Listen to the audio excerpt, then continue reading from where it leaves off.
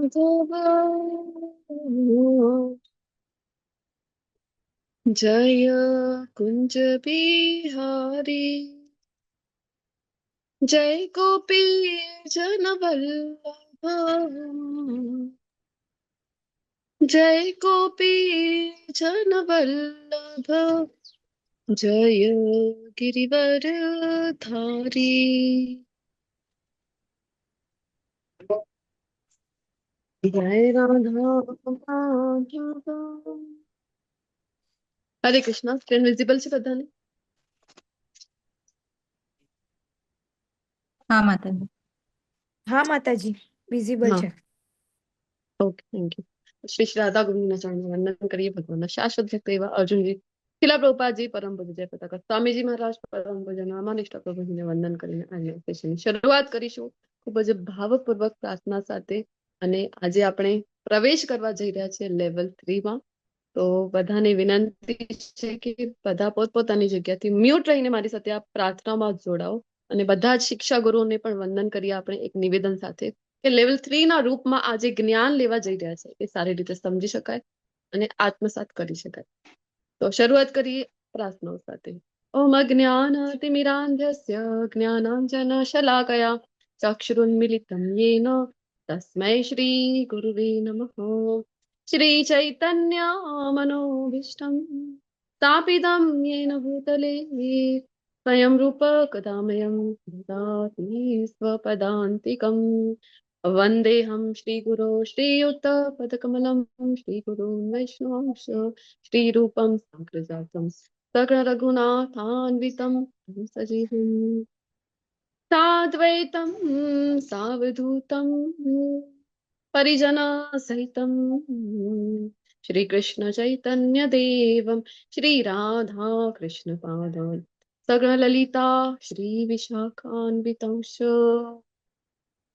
हे कृष्ण करुणा सिन्धो दीनबन्धो जगत्पते गोपेश गोपिका कान्त राधाकान्त नमोऽस्तुते.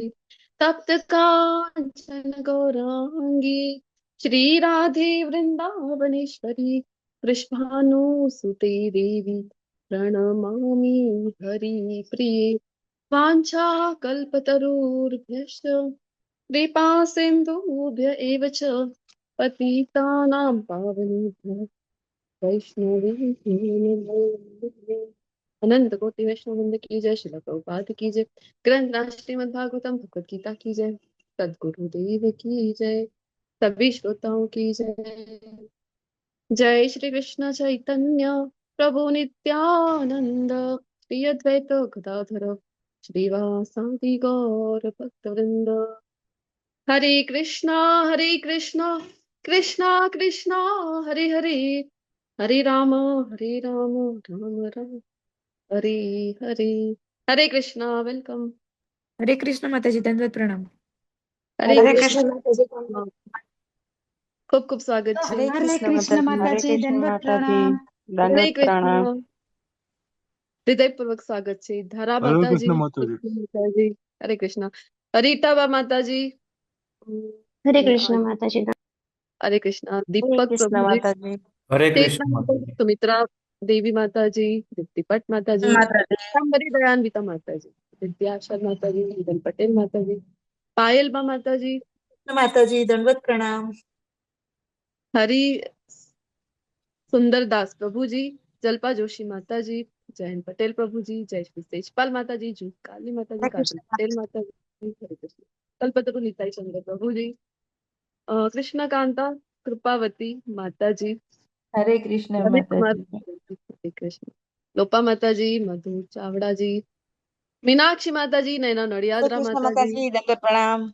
हरे कृष्णा. प्रवीणा माताजी, प्रिंसी माताजी, रमण मंजरी माताजी, विट्टाबा माताजी, आठ प्रभुजी, सीमा माताजी, उदर प्रभुजी અને એડમિન કોર્સની સેવા માટે મારી સાથે જે જોડાયેલા છે શ્રી શ્રી રાધા ગોવિંદની સેવામાં તત્પર એવા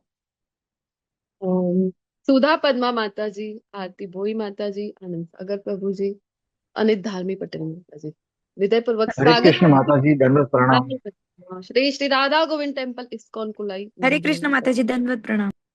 હરે કૃષ્ણ, દંડવત પ્રણામ. ખૂબ આનંદ થાય છે બધા જ જૂના પાર્ટિસિપન્ટ ફરીથી જોવા માટે, અને જે પણ ન્યુલી એડેડ છે. આઈ હોપ લેવલ 2 માં તો હશો જ. સાથે મળીને આપણે લેવલ 2 કર્યું હતું આ વખતે, તો મને નથી લાગતું કોઈ નવું હશે. તો કોઈ એવું છે અહીંયા પાર્ટિસિપન્ટ કે જે ફર્સ્ટ ટાઈમ મારી સાથે ક્લાસ કરી રહ્યા છો? હરે કૃષ્ણ. નામ તો મને બધા ઓળખીતા જ દેખાઈ રહ્યા હતા.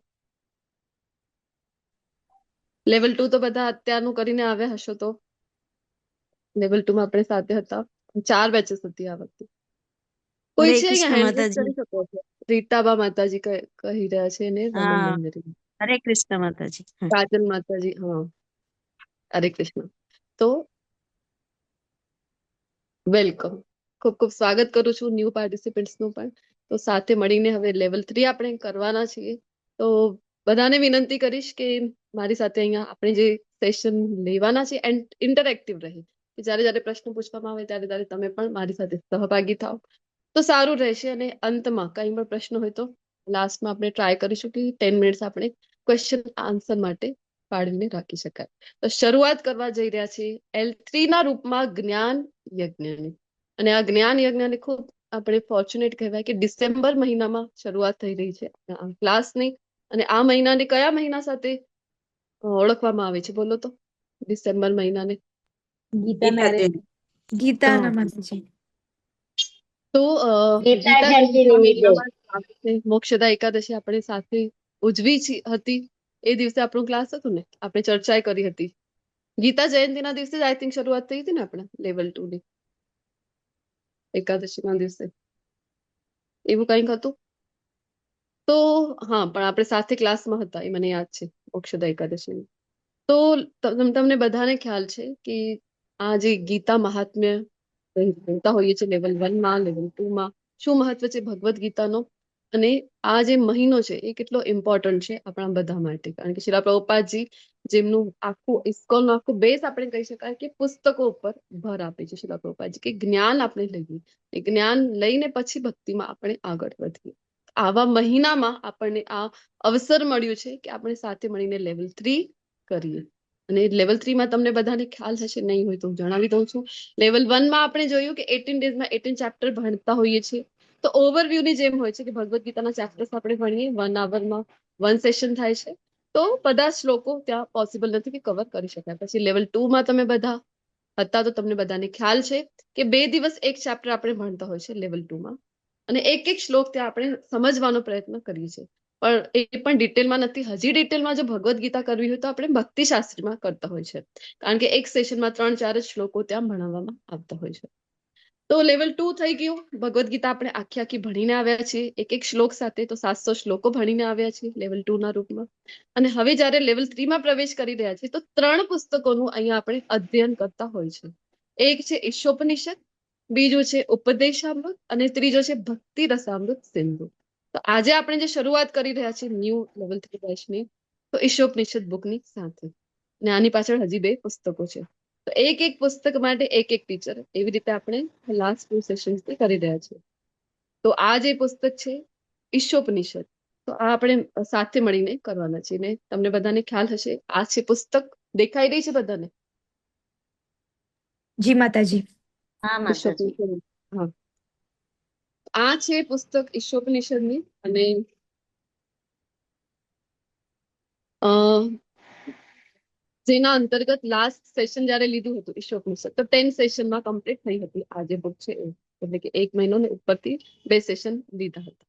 તો હવે આજે પણ આપણે પ્રયત્ન કરીએ કે ભૂમિકા લઈએ ઈશોપનિષદની, અને એની સાથે સાથે આપણે લઈ શકીએ મંત્ર 1, જે એક સેકન્ડ, મંત્ર 1 આપણે સાથે લઈએ એવો આપણે પ્રયત્ન કરીશું. Just a moment.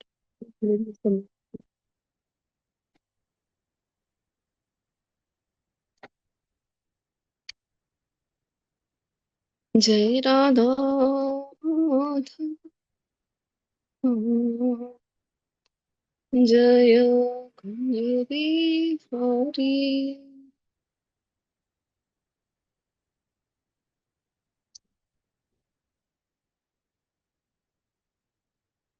તો આપણે શરૂઆત કરીશું એ સમજવા સાથે કે વેદ વેદ શું છે, કારણ કે ઉપનિષદ જે છે ને એ વેદનો એક ભાગ છે. તો આપણે સૌથી પહેલા તો એ સમજવાનો પ્રયત્ન કરીએ કે વેદ શું છે. તો વેદનો અર્થ શું થાય છે, કોઈ જણાવી શકશે મને અહીંયા? હરે કૃષ્ણ માતાજી. માતાજી આ પોસ્ટ દેખાય છે કે મારામાં જ ખાલી દેખાય છે સ્ક્રીન. દેખાઈ રહી? હા માતાજી, સ્ક્રીન નથી શેર. તમારો વિડીયો બી નથી નથી દેખાઈ રહી દેખાતું. માતાજી. વિડીયો નથી દેખાઈ રહ્યો મારો. ના, ખાલી મંગલાચરણ દેખાઈ રહી છે માતાજી. મંગલાચરણ દેખાય છે? હા, મંગલાચરણ ની જ એ દેખાય છે માતાજી. મારામાં તો એ મંગલાચરણ પણ નથી દેખાતું. મારામાં તો ખાલી શ્રી શ્રી રાધા ગોવિંદ જ દેખાય છે. ના મારામાં મંગલાચરણ માતાજી દેખાય છે મંગલાચરણ જ દેખાય છે. મંગલાચરણ મંગલાચરણ દેખાય દેખાય છે. છે હા. અને તમારું પ્યોઝ થઈ ગઈ છે સ્ક્રીન માતાજી. ઓકે, તો એક મિનિટ સાંભળો તમે બધા પહેલા. મેં સ્ક્રીન આગળ શેર કરી જ નથી, કારણ કે ભૂમિકા વાળી સ્લાઇડ નથી મારી પાસે અહીંયા. તો મંગલાચરણ ઉપર જ છે સ્લાઇડ. તો માતાજી સ્લાઇડ મંગલાચરણ પર છે, પણ તમારો વિડીયો ઓફ છે, એટલે તમારો ફેસ નથી ક્લિયર. ત્યાં રાધા ગોવિંદજી દેખાય છે. અચ્છા, હું એ નથી દેખાઈ રહી. ઓકે, હા માતાજી. એક સેકન્ડ કંઈ કરીએ નહીં. એક second.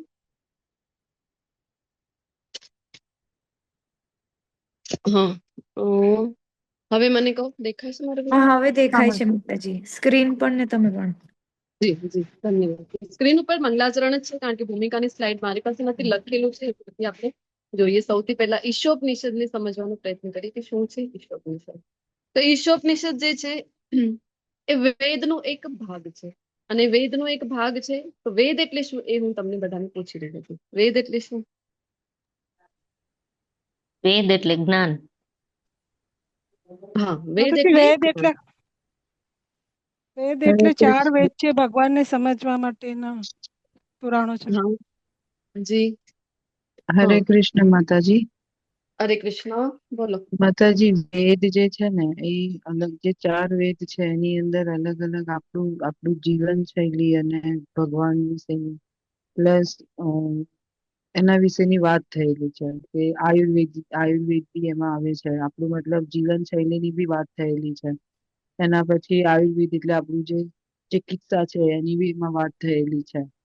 Each and G everything આપણા જે મનુષ્યના રહેવા માટેની, એના કેવી રીતે જીવવું, એને શું ખાવું, શું પીવું, કેવી રીતે એને તકલીફ પડે તેને કેવી રીતે સોલ્વ કરવી, બધું જ એની અંદર આપેલું છે. જેને કહેવાય છે વેદ એમ. ઇવન ઋગ્વેદ જે છે ને એમાં સિવિલ એન્જિનિયરિંગ ના રિલેટેડ બી થોડા ઘણા પોઈન્ટ્સ આપેલા છે. જે એટલે આપણે જે ઘર બનાવવાનું હોય ને, જે પહેલાના જમાનામાં જે 3 વસ્તુ જોઈતી હતી, રોટી, કપડા ઓર મકાન, તે ત્રણનું એકદમ ડિટેલમાં એની અંદર છે ને આપેલું છે કે કેવી રીતે આપણે કામ કરવું જોઈએ અને કેવી રીતે ગૃહસ્થ જીવન જીવવું જોઈએ, કેવી રીતે બ્રહ્મચારી જીવન જીવવું જોઈએ, કેવી રીતે વાનપ્રસ્થાનમાં આપણે જીવવું જોઈએ એમ. એના વિશેની બધી વાત કરેલી છે એમ. એટલે ટોટલી એ જીવનશૈલી વિશેની વાત છે એમ. જી માતાજી, ખૂબ ખૂબ ધન્યવાદ. જુહી માતાજી. આશા માતાજી નો હેન્ડ રેઝ છે અને રીતા. હા, આશા માતાજી. હરે કૃષ્ણ માતાજી. વેદ છે ને ભગવાનની વાણી છે અને 4 વેદ છે: યજુર્વેદ, સામવેદ, અર્થવેદ ને ઋગ્વેદ. એ 4 વેદ ની અંદર અંદર થોડા ડિટેલમાં ભગવાને સમજાયેલું છે. એટલે એને વેદ ભગવાનની વાણી કહેવાય છે. ભગવાન એટલે માતા તરીકે બી વેદને સ્વીકારી શકાય છે. હરે કૃષ્ણ માતાજી. હરે કૃષ્ણ. યસ માતાજી, ખૂબ ખૂબ ધન્યવાદ આશા માતાજી. રીટાબા માતાજી, શું કહેવું છે તમારે? હરે કૃષ્ણ માતાજી. મારું એવું કેવું છે કે વેદ એટલે ભગવાન બ્રહ્માજીના મુખમાંથી જે વેદો પ્રગટ થયા હતા એ, અને એવું જ્ઞાન કે અને ઋષિ મુનિઓ દ્વારા આપણા સુધી પહોંચ્યું છે અને એને આપણે સૌએ સ્વીકાર્યું છે જીવનમાં અને આધ્યાત્મિક જીવનમાં. હરે કૃષ્ણ. જી હરે કૃષ્ણ માતાજી. યસ, ધન્યવાદ. બધા પાર્ટિસિપન્ટનો ખૂબ ખૂબ ધન્યવાદ. ધાર્મી માતાજી, આપણે 1 hour નું થશે ને તો આપણે એક બ્રેક લઈશું, કીર્તન બ્રેક. તો એના માટે હા તમે માતાજી. ચેટ બોક્સમાં લઈ લો કે કોને ઇન્ટરેસ્ટ હોય કીર્તન કરવા માટે. ઓકે ઓકે માતાજી. જી હા જી. તો ખૂબ સરસ તમારા બધાના જે આન્સર આવ્યા છે કે વેદ એટલે શું. તો શબ્દશ અર્થ જોઈએ તો વેદ જે શબ્દ છે એ વિદ ધાતુ, સંસ્કૃત જે ધાતુ છે વિદ, એના દ્વારા બનેલું છે. અને વેદનું અર્થ થાય છે ટુ નો, જ્ઞાન, જે તમે બધાએ કીધું, જાણવું, જ્ઞાન પ્રાપ્ત કરવું કોઈ વિષય ઉપર.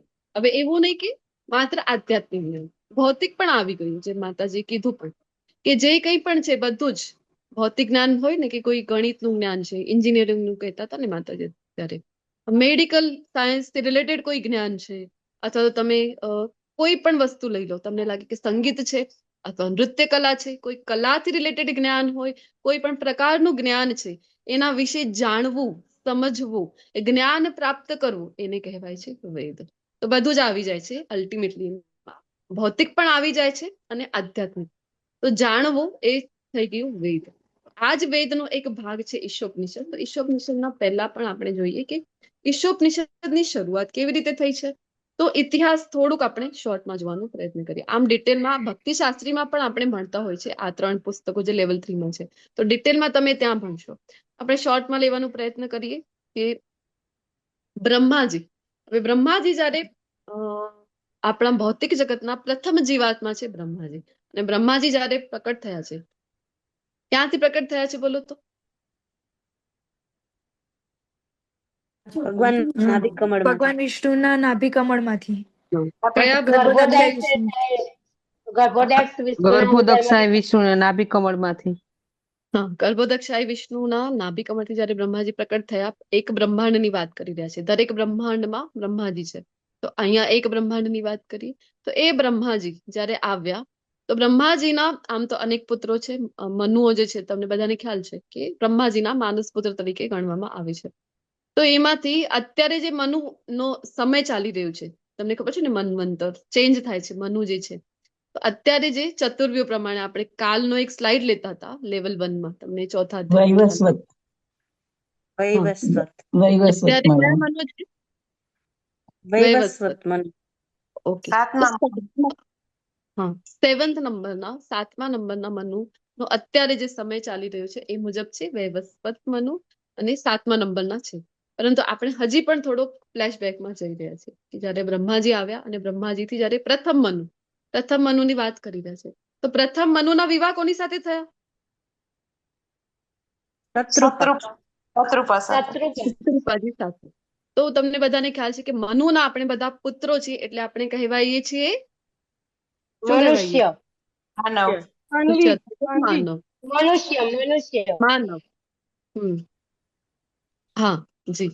તો મનુના વિવાહ જ્યારે થયા શત્રુપા સાથે, તો શત્રુપા સાથે જ્યારે વિવાહ થયા, તો 2 પુત્રો અને 3 પુત્રીઓ. કયા કયા પુત્ર છે? તો પ્રિયવ્રત, ઉત્તાનપાદ, અને પછી આકુતિ, દેવહૂતિ અને પ્રસૂતિ, આમ 3 પુત્રીઓ. અને આમાંથી જે આકુતિ નામના પુત્રી છે, એમનો વિવાહ જ્યારે થયો પ્રજાપતિ રુચિ સાથે. તો પ્રજાપતિ રુચિથી જ્યારે એમનો વિવાહ થયો, તો એમની ઘરે ભગવાન સ્વયં આવ્યા અવતાર લઈને. કયા રૂપમાં આવ્યા? યજ્ઞ સ્વરૂપમાં. તો યજ્ઞ રૂપમાં ભગવાન પોતે જ પ્રકટ થયા છે. તો યજ્ઞ નારાયણ ભગવાનની જય.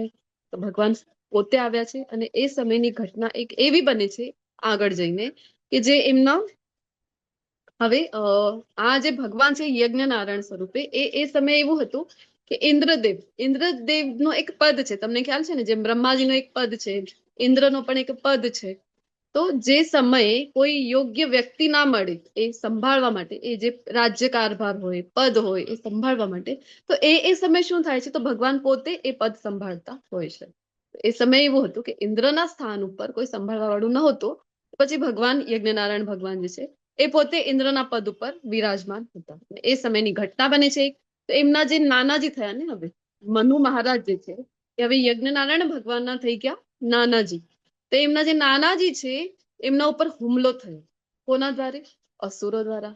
અસુરો દ્વારા જ્યારે હુમલો કરવામાં આવ્યો, તો એ સમયે એમણે મદદ માંગી, યાચના કરી મદદ માટે, અને એમણે સ્તુતિ કરી. કોની સ્તુતિ કરી? તો એ સમયે જે ઇન્દ્રના સ્થાન ઉપર હતા. કોણ હતા ઇન્દ્રના સ્થાન ઉપર? યજ્ઞદેવ ભગવાન પોતે. ભગવાન પોતે. હા, યજ્ઞ દેવના રૂપમાં ભગવાન પોતે. તો ભગવાન પોતે હતા, અને એ સમયે જ્યારે એમની સ્તુતિ કરવામાં આવી, તો મંત્ર દ્વારા સ્તુતિઓ કરવામાં આવી. અને કેટલા મંત્ર છે એ બોલો તો? અને કયા મંત્ર છે ખ્યાલ છે તમને? 18 મંત્ર છે માતાજી. જી. મને એક વાત જણાવો હવે, આમાંથી કોણ કોણ છે જે ઈશોપનિષદ પહેલા કરી ચુક્યા છે? ઈશોપનિષદના ક્લાસ. 2 હેન્ડ રેઝ થયા છે. 4 5 6 7. ઓકે, ફટાફટ કરો. 8 જ જણ ઈશોપનિષદ ભણેલા છે. 9. ઓકે, અત્યારે મારી સમક્ષ મને 12 હેન્ડ રેઝ દેખાઈ રહ્યા છે, તો 12 જણ જે છે ઈશોપનિષદ ભણીને આવ્યા છે. ચલો, સારું, ખૂબ સરસ. તો તમને બધાને તો હવે થોડું બહુ આઈડિયા જ હશે ઈશોપનિષદ વિશે. તો આપણે જોઈ રહ્યા છે હિસ્ટ્રી, અને એમાં વાત કરી રહ્યા હતા કે આ જે સ્તુતિઓ કરવામાં આવી, યજ્ઞ ભગવાનની સ્તુતિ કરવામાં આવી એમના નાનાજી એટલે કે મનુ મહારાજ દ્વારા. તો એ 18 મંત્રની એક આખી શૃંખલા બની ગઈ, અને એ જે આખી શૃંખલા બની ગઈ તો એ જ છે ઈશોપનિષદ તરીકે ઓળખવામાં આવ્યું છે, જે આ પુસ્તક છે. નાનકડી પુસ્તક છે, 18 મંત્ર છે એની અંદર, અને સરસ મજાની સ્તુતિઓ છે જે મનુ મહારાજ દ્વારા કરવામાં આવેલી હતી. ને સ્તુતિઓ તમને બધાને ખ્યાલ હશે, તમારામાંથી ઘણા લોકો ભક્તિ સદાચારના વર્ગમાં પણ હશો, ને ભક્તિ સદાચારના વર્ગમાં આપણે સાથે મળીને ઘણી બધી ભાગવતમની સ્તુતિઓ પણ લીધી હતી. તો તમને ખ્યાલ છે કે ભગવાનને જ્યારે જ્યારે પ્રસન્ન કરવા માટે ભગવાનની સ્તુતિઓ કરવામાં આવી છે. તો ભગવાનની સ્તુતિઓ કરી, તો એવી રીતે અહીંયા યજ્ઞ ભગવાનની પણ સ્તુતિ થઈ છે, અને એ ઈશોપનિષદ તરીકે ઓળખવામાં આવી છે. તો વેદ વિશે આપણે જોયું, તો વેદ શું છે? તો તમે બધાએ જેમ કીધું, તો વેદ એટલે જાણવું, જ્ઞાન પ્રાપ્ત કરવું, આ વેદ છે. અને બીજું વિશેષ, આમ આપણે જોયું કે બધું જ જે કંઈ ભૌતિક હોય અથવા તો આધ્યાત્મિક હોય, બધા જ વિષયો વિશે જાણવું એ વેદ છે. પણ મુખ્ય ઉદ્દેશ્ય શું છે વેદનો? તો પરમ તત્વ જે છે, પરમાત્મા વિશે, ભગવાન વિશેનું જ્ઞાન પ્રાપ્ત કરવું, આ વેદોનો મુખ્ય ઉદ્દેશ્ય છે. અને એને હજી સિમ્પ્લિફાય કરવું હોય તો ભગવદ્ ગીતામાં આપણને ભગવાન પોતે કહે છે 15.15. શું કહે છે બોલો તો? ભગવદ્ ગીતા ભણીને આવ્યા છે આપણે લેવલ 1 લેવલ 2. 15.15 શું કહે છે? વેદેશ સર્વેશ અહમેવ વેદ્ય. વેદેશ સર્વે અહમેવ વેદ્યો. તો વેદોને ભણવાનું ઉદ્દેશ્ય શું છે, ધ્યેય શું છે, કોને જાણવું? અહમેવ. ભગવાને કીધું છે કે મને જાણવું, આ જ તો વેદોનો ઉદ્દેશ્ય છે, આ જ તો ધ્યેય છે. તો આ સમજવું ખૂબ ઇમ્પોર્ટન્ટ છે. તો આપણે અહીંયા ઈશોપનિષદ જે છે ને એ વેદોનો એક ભાગ છે, અને વેદ એ અપૌરુષેય કહેવામાં આવે છે. શું કામ? કારણ કે વેદ જે છે એ કોઈ એવું નથી કે કોઈ માણસ હતું, કોઈ ખાલી બેઠું હતું, કોઈ કામ નામ હતું નહીં એ સમય, અથવા તો આ ઇન્ટરનેટ ને આવી બધી ફેસિલિટી નહોતી, નહીં તો આપણી જેમ એ પણ રીલ જોવામાં વ્યસ્ત હોત. એ સમયે ફ્રી ટાઈમ હતું એની પાસે, તો લખી દીધા છે વેદો. એવું કઈ હતું નહીં. તો વેદો ક્યાંથી આવે છે બોલો તો? ભગવાનના મુખે. બ્રહ્માજીના મુખમાંથી. ઓકે, તો તમારામાંથી ઘણા લોકોને એવું લાગે છે કે બ્રહ્માજી, તો બ્રહ્માજીને વેદનું જ્ઞાન કોણ આપે છે એ જણાવો. ભગવાન શ્રી કૃષ્ણ ભગવાન આપે છે, સ્વયં. ભગવાન પોતે આપે છે. જી, ક્યાં પ્રમાણ મળે છે આપણને? ભાગવતમમાં માતાજી. કયું શ્લોક છે?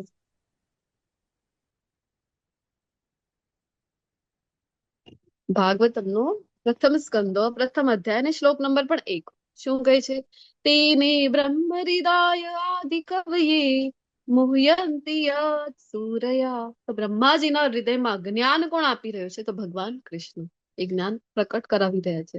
જ્યારે ભગવાન દ્વારા જ્ઞાન લે છે બ્રહ્માજી, અને પછી આ વેદો એટલે શું છે? તો ભગવાનનું જ એક શબ્દ રૂપ છે વેદો એટલે, અને ભગવાન દ્વારા સ્વયં આપવામાં આવેલા છે, એટલે એને અપૌરુષેય કહેવામાં આવે છે.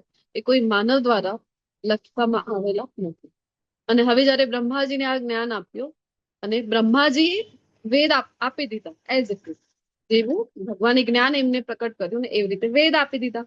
હવે વેદોનું શું હતું? તો બધા જ વિષયો, અહીંયા ઘણા બધા વિષયોનું જ્ઞાન છે ને વેદોમાં, અને મેઇન તો વેદો રિલેટેડ છે યજ્ઞ સાથે. તો ઘણા બધા વિષયોનું જયારે એની અંદર જ્ઞાન છે, તો શું થઈ જાય છે? હવે એને સમજવું થોડુંક અઘરું પડી જાય ને, કયા વિષયથી રિલેટેડ કયું જ્ઞાન છે, આ સમજવું થોડું અઘરું પડી જાય. અને વેદને હજી એક નામ છે, વેદને શ્રુતિ પણ કહેવામાં આવે છે. શ્રુતિ શું કામ કહેવામાં આવે છે? તો કારણ કે વેદોનું જ્ઞાન કેવી રીતે લેવામાં આવતું પહેલાના જમાના સુધીમાં, એટલે કે આપણે અત્યારે કલયુગમાં છીએ ને એની પહેલાનું જે યુગ હતું એટલે દ્વાપર યુગ સુધીમાં વેદોનું જ્ઞાન કેવી રીતે લેવામાં આવતું હતું? ગીત ગાય સાંભળીને શ્રવણ કરી શ્રવણમ, કે જ્ઞાન આપવામાં આવી રહ્યું છે ગુરુ શિષ્ય પરંપરા દ્વારા, અને માત્ર શ્રુતિ એટલે જ એમને કહેવામાં આવે છે. તો સાંભળી માત્રથી જે પણ હતા પહેલાના મહાપુરુષો એ કંઠસ્થ થઈ જતા, એમને યાદ રહી જતું, એમને સ્મરણ રહી જતું, શ્રુતિ સ્મૃતિ કહેવાય છે ને. પરંતુ હવે વેદવ્યાસજીને ખ્યાલ હતું કે આગળ જે સમય આવવાનું છે એ કયું છે? તો કલયુગ આવવામાં છે. અને કલયુગમાં મંદ બુદ્ધિ જે લોકોની બુદ્ધિ હશે એ કેવી હશે? એક તો અલ્પ આયુ હશે, મંદ ભાગ્ય હશે, અને બુદ્ધિ પણ એમની અલ્પ હશે. તો એટલા માટે વેદવ્યાસજી એને કલમબદ્ધ કર્યા. અને એના પહેલા સુધી આપણને જોવા મળે છે કે વેદોનું જ્ઞાન શ્રુતિ પરંપરાથી, શ્રવણમ પરંપરાથી આપવામાં આવતું હતું. અને પછી જયારે કલમબદ્ધ કર્યા તો હજી એક કાર્ય વેદવ્યાસજીએ ત્યારે કર્યું હતું કે વેદો તો હતા પરંતુ વિષય પ્રમાણે એને વિભાજિત કર્યા. તો કેટલા ભાગોમાં વિભાજિત કર્યા વેદવ્યાસજી એને? 4 ભાગ. હા, 4 ભાગોમાં એને વિભક્ત કર્યા બ્રહ્માજીએ, સોરી વેદવ્યાસજીએ. અને 4 ભાગોમાં જયારે વિભક્ત કર્યા તો એનો જ એક ભાગ છે વેદોનો. અને વેદોની પાછળ વેદોને સમજવો તો પણ વેદો થોડા કઠિન જ છે ને સમજવા માટે. તો અલગ અલગ વિષયોનું જ્ઞાન આપણને વેદોમાં મળે છે. આપણે લેવલ 1માં, લેવલ 2માં ભગવદ ગીતામાં ચર્ચા કરતા હોય છે જ્યારે વેદોનું વર્ણન આવે કે અલગ અલગ લેવલના વ્યક્તિઓનું ક્રમે ક્રમે ઉન્નતિ થાય એના માટે અલગ અલગ જ્ઞાન આપેલું છે. ધારો કે કોઈ વ્યક્તિ છે તમો ગુણમાં અવસ્થિત હશે તો એ કેવી રીતે પોતાની ક્રમે ક્રમે છે એ કહેવાય કે પ્રગતિ કરી શકે, તો એના માટે વેદોમાં જ્ઞાન આપેલું છે. આવી રીતે બધા જ લેવલના વ્યક્તિઓ માટે આપેલું હતું. તો પણ સમજવામાં આ થોડા કઠિન હતા, તો એને સમજવામાં થોડા સરળ થાય તો એના માટે વેદવ્યાસજીએ શું આપ્યું આપણને આગળ? તો કહેવાય છે કે ઉપનિષદ આપ્યા. તો ઉપનિષદ કેટલા છે? 18 108 ઉપનિષદ છે. હા, આના સિવાય આપણે જોઈએ તો ઇતિહાસ આપ્યું, અરણ્યક આપ્યું, ઉપનિષદો આપ્યા. અને હજી એને સારી રીતે સમજી શકાય તો પણ એમને થયું કે ઉપનિષદો પણ આટલા બધા આપી દીધા. અને આ તો થઈ ગયા આપણે કહેવાય કે 108 ઉપનિષદ છે, પરંતુ એમાંથી પણ જે 11 ઉપનિષદ છે ને એને મુખ્ય ગણવામાં આવે છે. તો જે 11 ઉપનિષદ છે એના નામ હું તમને જણાવું, જસ્ટ અ મોમેન્ટ. તો મુખ્ય જે ઉપનિષદ છે એમાંથી એ છે ઈશોપનિષદ, એટલે કે આજે જે આપણે ભણવા શરૂઆત કરવાના છે. કેન ઉપનિષદ છે. આમાંથી ઘણા બધા ઉપનિષદનું નામ તમે સાંભળ્યું હશે. શિલા પ્રભુપાદજીની ભગવદ ગીતામાં તમે વાંચ્યું હશે અથવા તો સાંભળ્યું હશે, કારણ કે જે રેફરન્સ આપે છે ને નીચે શિલા પ્રભુપાદજી, તો આ બધા ઉપનિષદોનું નામ ત્યાં હોય છે. કેન ઉપનિષદ, કઠોપનિષદ, પ્રશ્નોપનિષદ, મુંડક ઉપનિષદ, માંડુક્ય ઉપનિષદ, તૈત્તરીય ઉપનિષદ, ઐતરેય ઉપનિષદ, છાંદોક્ય ઉપનિષદ, બૃહદ આરણ્યક ઉપનિષદ અને શ્વેતાશ્વર ઉપનિષદ. આ છે પ્રમુખ ઉપનિષદોમાં. હરે કૃષ્ણ માતાજી, તમારો વિડીયો ઓફ થઈ ગયો છે. હા હા, સ્ક્રીન હું પણ એકચ્યુઅલી pause. ફોનથી જોઈ રહી હતી ને, મેં સ્ક્રીનશોટ પાડ્યું હતું એમાંથી, તો થોડોક ટાઈમ થઈ જશે ઓફ. હા, તો ઉપનિષદનું જે ધ્યેય છે એ શું છે? ઉપનિષદ આપણે જોયું કે 11 ઉપનિષદ એમાંથી મુખ્ય હતા. અને આધ્યાત્મિક જે જીવન છે એની શરૂઆત કેવી રીતે કરવી, તો આને ઉપનિષદ સમજાવે છે આપણને. અને આ જે ઉપનિષદ છે એ કેવા છે? તો બ્રહ્મ વિદ્યા છે અને રહસ્યમયી વિદ્યા તરીકે પણ ઓળખવામાં આવે છે. આ ગૂઢ જ્ઞાન છે. ઉપનિષદોમાં જે જ્ઞાન આપેલું છે એ પણ એવું નથી કે કોઈ પણ સાધારણ વ્યક્તિને ઇઝીલી સમજી શકાય. એટલા માટે જ આચાર્યો પાસે જવાની ગુરુ શિષ્ય પરંપરાની આખી વાત હોય છે કે ત્યાં જઈને આપણે સમજી શકાય. અને જે મુખ્ય એમાં જોર આપવામાં આવે તો કઈ વાત ઉપર આપવામાં આવતું? તો ઉપનિષદોમાં કે પરમ સત્ય જે છે એને ભૌતિક જે આપણું વિશ્વ છે એના કરતા વિપરીત રૂપમાં સ્થાપિત કરવું. તો જો ભૌતિક વિશ્વમાં આપણે કેવી રીતે સમજી શકાય? હવે તમને એક ઉદાહરણ જો આપવામાં આવે, વિડીયો દેખાય છે હવે મારો? જો ઉદાહરણ આપવામાં આવે, હા, કોઈ મીઠાઈ લઈ લો, કે હવે આપણે કોઈ મીઠાઈનું ઉદાહરણ લઈ લઈએ, અથવા તો અહીંયા કોઈ ફોરેનર છે ધારો કે, હવે ફોરેનરને આપણને ખીર વિશે સમજાવવું હોય તો ખીર વિશે એને કેવી રીતે સમજાવીએ? આપણે એને ક્યારે ખીર ખાધી જ ના હોય ને આપણને સમજાવવું હોય કે ખીર કેવી છે, તો આપણે કેવી રીતે સમજાવીશું એને? તો સેમ વે આપણે બધા અહીંયા ભૌતિક જગતમાં છીએ ને આધ્યાત્મિક જગતનું કંઈક આપણને જ્ઞાન જ નથી, તો એ સમજવા માટે આપણને કેવી રીતે સમજાવવામાં આવે? તો પછી નેતિ નેતિ નેતિ કરીને સમજાવવામાં આવે છે. મોસ્ટલી આપણે જોઈએ તો ઉપનિષદોમાં, વેદોમાં આપણે જોવા મળે છે કે નેતિ એટલે શું? તો આ નથી, આ નથી, આ નથી, આ નથી. એટલે કે ભૌતિક અસ્તિત્વથી તો પરમાત્માનું જે અસ્તિત્વ છે એ જુદું છે. તો તમારા જેવું એમનું અસ્તિત્વ નથી, તમારા જેવા હાથ પગ એમના નથી. તો નેતિ નેતિ નેતિ કરીને કહેવામાં આવે છે. તો પછી પ્રશ્ન ઉત્પન્ન થાય, તો છે કેવા? આપણે જે ભણી રહ્યા છે એ ઉપનિષદ છે. ઉપનિષદની જે લેંગ્વેજ છે એ સરળ નથી.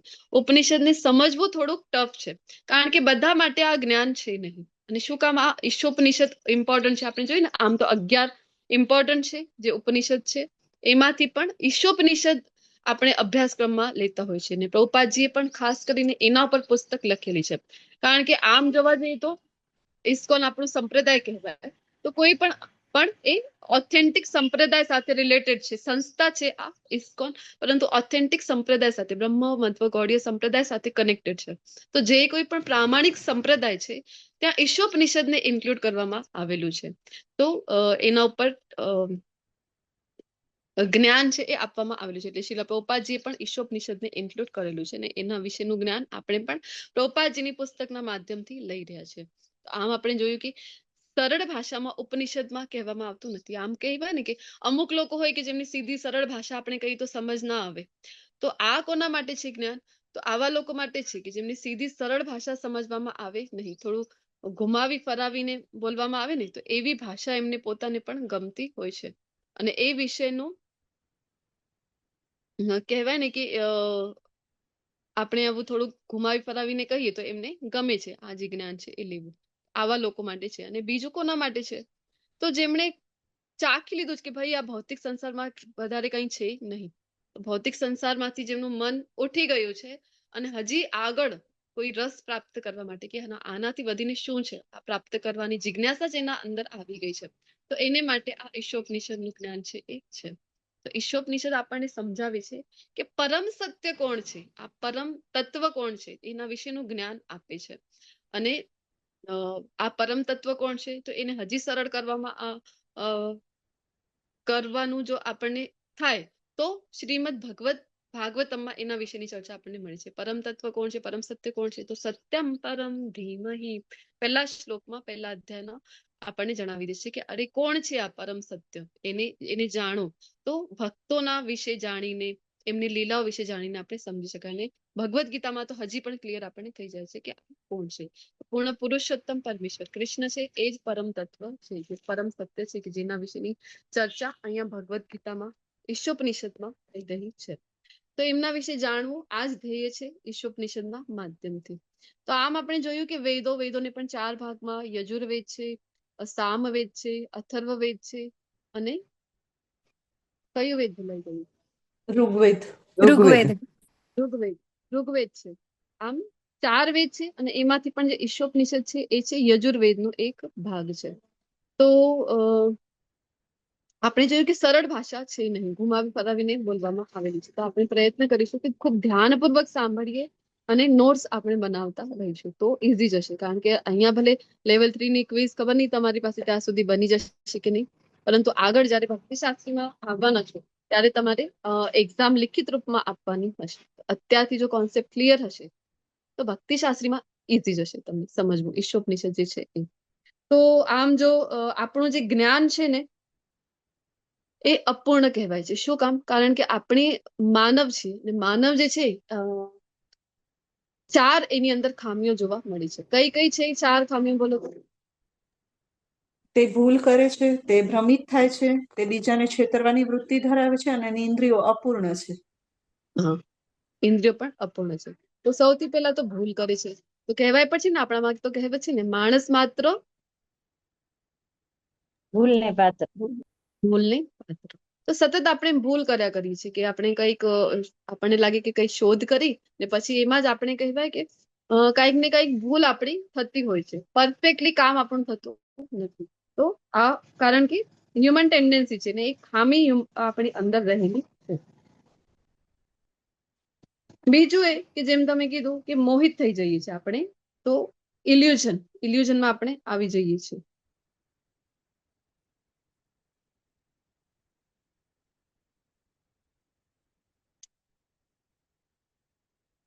તો ભૂલ કરવા માટે શીલા પ્રભુપાદજી અહીંયા આપણને પ્રસ્તાવનામાં ઉદાહરણ આપે છે મહાત્મા ગાંધીનું. આપણે બધા તો કરતા જ હોય છે, ઘણી બધી ભૂલો કરીએ છીએ, તમને બધાને ખ્યાલ છે, પોતપોતાનો આપણને ખ્યાલ જ હોય છે. પરંતુ મહાત્મા ગાંધીનું ઉદાહરણ આપે છે કે મહાત્મા ગાંધી જેવા મહાન વ્યક્તિ, એમની પાસેથી પણ ભૂલ થઈ ગઈ. એ જયારે દિલ્હી જવાના હતા ત્યારે એમની સાથે જે એમના અંગત હતા, સેવાદાર હતા એમના અંગત, એમને મના કરી હતી એમને કે તમે જતા નહીં દિલ્હી. શું કામ? કારણ કે ત્યાં જવામાં જોખમ છે. એમને જે ઇન્ફોર્મેશન મળી હતી એ મુજબ. તો પણ એમને માન્યું નહીં. એમના જે મદદનીશ હતા એમનું માન્યું નહીં અને એ દિલ્હી ગયા. અને દિલ્હી ગયા અને એમની સાથે દુર્ઘટના બની અને પ્રાણ જે છે એમના એમને ગુમાવવા પડ્યા. તો આવી રીતે ભૂલ થઈ ગઈ મહાત્મા ગાંધીથી પણ. કારણ કે માણસનો સ્વભાવ જ એવું છે કે આપણે ભૂલ કરી દેતા હોય છે. બીજું એ કે ઇલ્યુઝનમાં આપણે રહેતા હોય છે, માયામાં રહીએ છીએ, મોહમાં રહીએ છીએ. માયાનો અર્થ શું થાય છે બોલો તો? માયા એટલે શું? દુર્ગા દેવી, જે 3 પ્રકૃતિના 3 ગુણો છે તે. હા, માયાનો અર્થ શું થાય છે? શબ્દનો અર્થ શું થાય? જે નથી તે. સાધારણ. પ્રભુજી કહી રહ્યા છે માયા એટલે જે નથી તેને સ્વીકાર કરવું, તેને સાચું માનવું, આ છે માયા. તો જે અસ્તિત્વમાં છે નહીં, આપણને આવી રીતે મોહિત થઈ જઈએ છીએ આપણે. તો માયામાં ફસાઈ રહી છે. એટલા માટે તો શું માનીએ છીએ આપણે? આપણે પોતાને શરીર માનીને આપણે જે ટ્રીટ કરતા હોય છે. વાસ્તવમાં આપણે શરીર નથી. ભગવદ્ ગીતાનો આપણે જોઈએ છીએ કે 2nd અધ્યાયથી જયારે જ્ઞાન શરૂઆત થાય છે તો પ્રથમ જ્ઞાન જ આ હતું કે હું શરીર નથી અને આત્મા છું. પણ આ જેટલું કહેવામાં સરળ છે ને, એટલું આચરણમાં ઉતારવું એટલું જ અઘરું છે. આપણે લાગે અરે શું છે આમાં, તો ખબર પડી ગઈ અમને તો ભગવદ્ ગીતા વાંચીને આવ્યા છે, સમજીને આવ્યા છે. તો શરીર નથી, આત્મા છું. પણ પોતાનું જે બિહેવિયર છે એ જયારે આપણે એને એનાલિસિસ કરીએ ને તો આપણને ખબર પડે છે કે જીવનમાં આપણા કેટલું ઉતર્યું છે. આ જે જ્ઞાન છે કે શરીર નથી, આત્મા, જેટલું કહેવું સરળ છે એટલું જ એ નિભાવવું, એને પ્રેક્ટિકલી ઇમ્પ્લિમેન્ટ કરવું, એને સમજવું એટલું જ અઘરું છે. તરત જ કોઈ દુર્ઘટના બની જાય ને આપણી સાથે, આપણે જતા હોઈએ, ધારો કે એક્સિડન્ટ થઈ ગયું, હાથ પગ તૂટી ગયું, તો તરત જ આપણને તો થાય ને કે ભગવાન ઉપરથી વિશ્વાસ છે એ પણ ઉઠી જતું હોય છે. કારણ કે જયારે એ પીડા શારીરિક હોય કે માનસિક હોય, માનસિક લેવલની પીડા તો હજી ખતરનાક હોય છે. તો એ પીડાથી, એ તકલીફનો જે પીરિયડ એક હોય છે આપણો, અને એક સમય એવું આવતું હોય છે ને આપણા જીવનમાં કે આવું થાય કે ચારેય બાજુથી તકલીફો છે એ વરસાદની જેમ વરસી રહી છે ને કોઈ જ રસ્તો નથી દેખાઈ રહ્યો. તો આ વાસ્તવમાં પરીક્ષા છે. આ પરીક્ષા છે. ત્યારે ભગવાન ચેક કરવા માટે, હવે ઘણા લોકોને થાય કે ભગવાન શું કામ પરીક્ષા લેતા હશે? તો આપણે જયારે માર્કેટ જતા હોય ત્યારથી આપણને સાદા ટમેટા છે, ટમેટા પણ લેવા હોય ને, બટેટા લેવા હોય, ટમેટા લેવા હોય, અથવા કોઈ શાકભાજી, કોઈ ફળ લેવું હોય, એપલ લેવું હોય, તો પણ આપણે ખૂબ ચકાસીને એને લેતા હોય છે કે અચ્છા 20 રૂપિયાના અડધા કિલો ટમેટા મળી રહ્યા છે તો પણ આપણે ચેક કરીને લેતા હોય છે કે અરે એક પણ ખરાબ આમાં આવી ના જાય. આપણે જોતા હોય છે ને લેવલ 1માં 16મો અધ્યાય જયારે ભણીએ ત્યારે કે સંગતની અસર કેવી હોય છે. આપણે જોઈએ છીએ ત્યાં કે એક સડેલું એપલ હોય અને એપલની ટોકરીમાં હોય તો બધા જ એપલને ખરાબ કરી દે, એટલું એની અંદર પાવર હોય છે. તો ભગવાન પણ તપાસે છે કે ભક્ત કેવા છે, એક તો પરિપક્વ છે કે અપરિપક્વ છે, કચ્ચા છે કે પક્કા છે, અને બીજું એ કે તપાસીને લે છે ને. આપણે નાની એવી વસ્તુ પણ લેવી છે તો આપણે તપાસીએ, તો પછી ભગવાન પણ એ તપાસીને પછી જ પોતાના ધામમાં એન્ટ્રી આપે. તો આ પરીક્ષાના રૂપમાં આવે છે. પરંતુ એક વાત તમે બધાએ પણ અનુભવ કરી હશે અત્યાર સુધીમાં કે જ્યારે વિપદા આવી હોય ને ત્યારે જેમ કુંતી મહારાણી કહે છે ને, શું કામ કહે છે કુંતી મહારાણી કે વિપદા શું માંગે છે? વિપદા તત્ર જગદગુરુ, મને તો તમે વિપદા આપો, વિપદા આપો. શું કામ? કારણ કે જયારે વિપદા આવી છે ને મારા જીવનમાં ત્યારે તમારા મને દર્શન થાય છે. તો ભગવાન ભક્તને પડવા ક્યારે દેતા નથી. તમે પણ અનુભવ કર્યો હશે. ગમે તેટલી વિપદા આવે, આપણને લાગે કે બસ હવે તો ગયા કામથી, પણ એન્ડ મોમેન્ટ ઉપર પણ ભગવાન છે આપણો સાથ આપી દે છે. તો સેમ વે જ્યારે આવી પરિસ્થિતિ આવે છે ત્યારે ખબર પડે છે કે આપણે શરીર નથી અને આત્મા છે. આ જ્ઞાનને કેટલું જીવનમાં ઉતારેલું છે. નાનકડું હાડકું તૂટી જાય ને તો પણ આપણને થાય કે અરે ભગવાન, આખા સિટીમાં હું જ મળ્યો, અરે 16 માળા કરતો હતો, કેટલા દિવસથી ચા નિયમનું પાલન, અરે ઠંડીના દિવસમાં ચા વગર રહેવું કેટલું અઘરું છે, ચાય મૂકી દીધી મેં તોય હું જ મળ્યો, આખા સિટીમાં બીજો કોઈ ન મળ્યું. તો આવું આપણું વલણ થઈ જાય છે. તો એ સમયે ખબર પડી જાય છે કે શરીર આપણે પોતાને હજી માની રહ્યા છે. ને આ ખૂબ મોટી વાત છે, એટલી સરળતાથી આચરણમાં નહીં આવે, પણ હા ધીમે ધીમે પ્રેક્ટિસ કરવાથી, ભક્તોના સંગમાં રહેવાથી ધીમે ધીમે અવશ્ય આપણા અંદર આવી જશે કે હું શરીર નથી ને આત્મા છું. તો આપણું જે જ્ઞાન છે શરીર માનીને છે પોતાને, તો મોહિત થઈ જાય છે, એટલા માટે ઇલ્યુઝનમાં આપણે રહીએ છીએ. ત્રીજો જે છે છેતરવાની વૃત્તિ, ચીટ કરવાની. આપણે છીએ આપણે એવું કહીએ છીએ કે હું માનું છું કે આવું છે, હું માનું છું કે તેવું છે, અને આપણે પોતાના જ વિશેનું જ્ઞાન છે નહીં. ને ઘણા બધા લોકો જે પોતાને જ નથી સમજી શક્યા હજી સારી રીતે, અને એ પુસ્તકો લખે છે તત્વજ્ઞાનના ઉપર. તો શિલા પ્રભુપાદજી કહે છે પ્રસ્તાવનામાં કે આવી રીતે મનુષ્ય છેતરે છે બીજાને. અને ચોથું જે છે એ છે કે અપૂર્ણ ઇન્દ્રિયો. ઇન્દ્રિયો જે છે આપણી અપૂર્ણ છે. આપણે લાગે કે ના, આંખોનું ઉદાહરણ આપણે વારંવાર લેતા હોય છે. આંખોનું લઈ લઈએ, કાનનું લઈ લઈએ. આંખનું ઉદાહરણ લઈએ આપણે તો અત્યારે બધું વ્યવસ્થિત દેખાઈ રહ્યું છે, ને આ જ મોમેન્ટ ઉપર જો લાઈટ જતી રહે, અથવા તો બંધ રૂમ છે, અંધારું પડી ગયું, જલ્દી અંધારું પડી જાય છે ઠંડીના દિવસોમાં, તો એ જ સમય હવે આપણે પોતાના હાથને પણ જોવા સમજ લીધી છે. કપોપાસ કહે છે આંખો તો તમારી પાસે છે, તો શું કામ તમે ના જોઈ શક્યા હાથને? કારણ કે એક લિમિટેશન છે આપણી, કે કોઈ ઓબ્જેક્ટ ઉપર લાઈટ પડે છે તો જ એ આપણને વિઝિબલ થાય છે, તો જ વિઝન છે એ આવે છે આપણને. તો અપૂર્ણ ઇન્દ્રિયો છે આપણી. કાન છે એ અપૂર્ણ છે, બધી જ ઇન્દ્રિયો અપૂર્ણ છે, ને એના દ્વારે આપણે વિચાર કરીએ છીએ. વળી કે ઘણા લોકો કહે છે ને અરે ભગવાન છે તો મને દેખાતા કેમ નથી? અરે છે તો મારી સમક્ષ પ્રકટ થાય. તો એવા બધા દાવા કરતા હોય છે. અને આપણે ભગવદ ગીતામાં ભણીને આવ્યા છીએ 7મા અધ્યાયમાં ભગવાન કહે છે ને નાહમ પ્રકાશ સર્વસ્ય યોગમાયા સમાહિત. ભગવાન કહે છે આવા મૂર્ખાઓ સમક્ષ તો હું કદી પ્રકટ થતો નથી. એક પડદો આવી જાય છે. કયો પડદો? તો કીધું કે યોગ માયાનો. તો હવે આ 4 ખામીઓ આપણી પાસે છે, તો એના માટે આપણું જે જ્ઞાન છે ને એ અપૂર્ણ છે.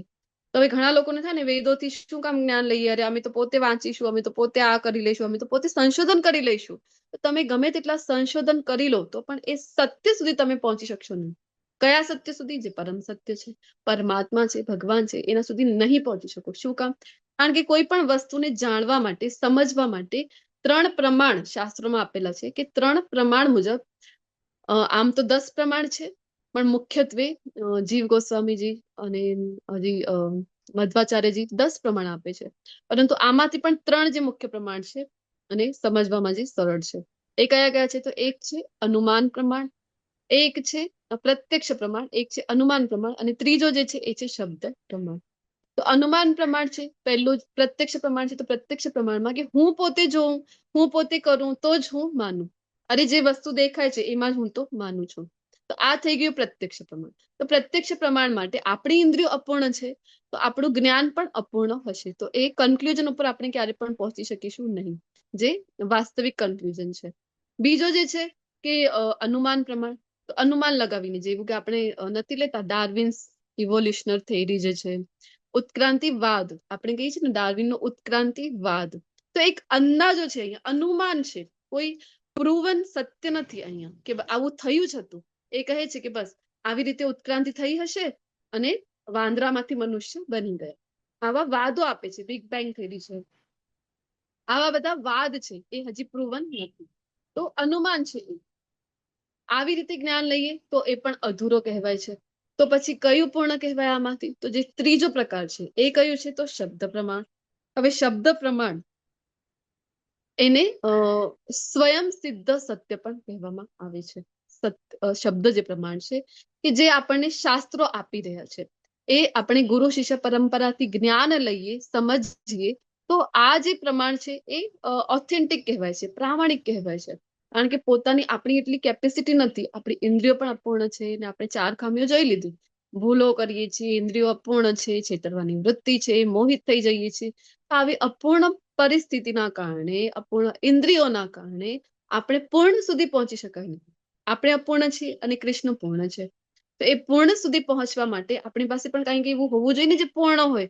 આપણે પોતે અપૂર્ણ છીએ તો પૂર્ણ સુધી કેવી રીતે પહોંચી શકીશું? તો એટલા માટે જે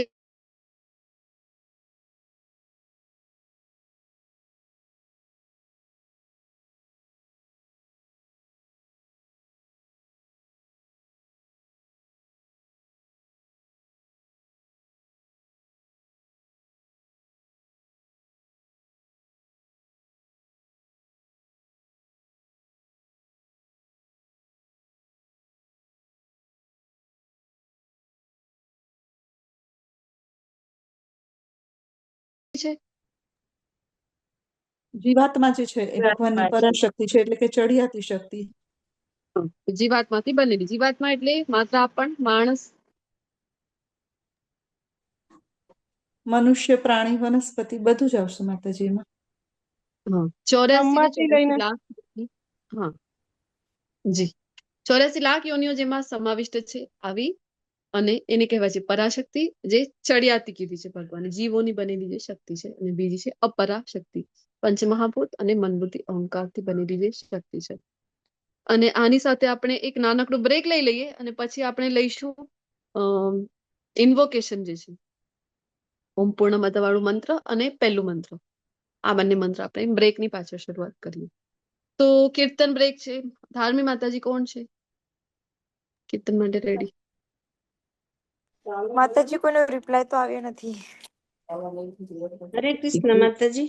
લેવલ 3 માં આવી ગયા છો ને, કીર્તન માટે કોઈ રેડી નથી. હું લઈ લઉં છું માતાજી, હું લઈ લઉં.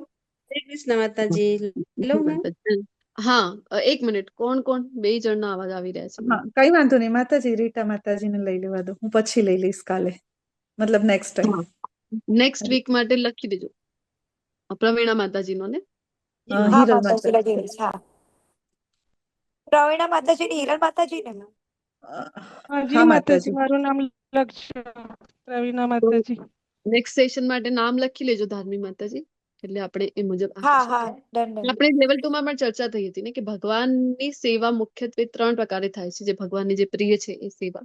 આમાંથી પહેલી છે કે જે આપણે ભગવાનને ભોગ ધરાવે, એટલે ભોજન પ્રસાદ દ્વારા ભગવાનને એ સેવા ગમે છે. બીજું શ્રૃંગાર વાળી સેવા, અને ત્રીજી જે સેવા છે એ છે કીર્તનની સેવા. તો ભગવાનને ખૂબ ગમે છે. એટલે તમે જોયું હશે તો બધા જ ભગવાનના ભક્તો જે પણ થઈ ગયા છે મહાન, નરસિંહ મહેતા હોય, મીરાબાઈ હોય, જનાબાઈ હોય, અથવા તો આપણા ષડગોસ્વામી ગણશે, શીલા પ્રભુપાદજી છે, તો બધા જ પદો લખતા હતા અને પદો ગાતા હતા અને કૃષ્ણને પ્રસન્ન કરતા હતા. આપણે પ્રયત્ન કરવો જોઈએ કે લખીએ આપણે પણ ભગવાનની પ્રસન્નતા માટે. કાંઈ એવું ના થઈ શકે તો ભક્તો દ્વારા જે લખાયેલા પદો છે એ તો આપણે અવશ્ય ગાઈ શકીએ છીએ. તો અવશ્ય બધાનું હવે પોઝિટિવ રિસ્પોન્સ આવે એવી આશા રાખું છું નેક્સ્ટ વીક થી. ને આજે જે માતાજી લેવાના હતા, રીટાબા માતાજી છે એ હરે લેવાના કૃષ્ણ હતા? માતાજી. હરે કૃષ્ણ. હા, હા તો તમે શું કરી હા શકો છો હા, ઓવર શ્રીલા પ્રભુપાદજી દ્વારા, ભક્તિવેદાંત સ્વામી દ્વારા લખાયેલું છે. હા, બંગાળી ભાષામાં છે, જે હું માતાજી. હા, ગાઈશ. હમણાં જ ઉર્મિલા માતાજીએ શીખવાડ્યું હતું અમને, એ હું હરી બોલ. ગાઈશ. હા. ઓકે.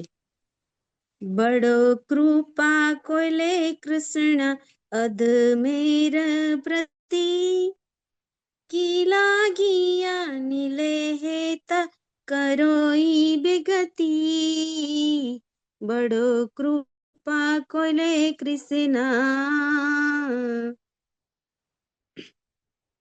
आछे कीचू कार्य तब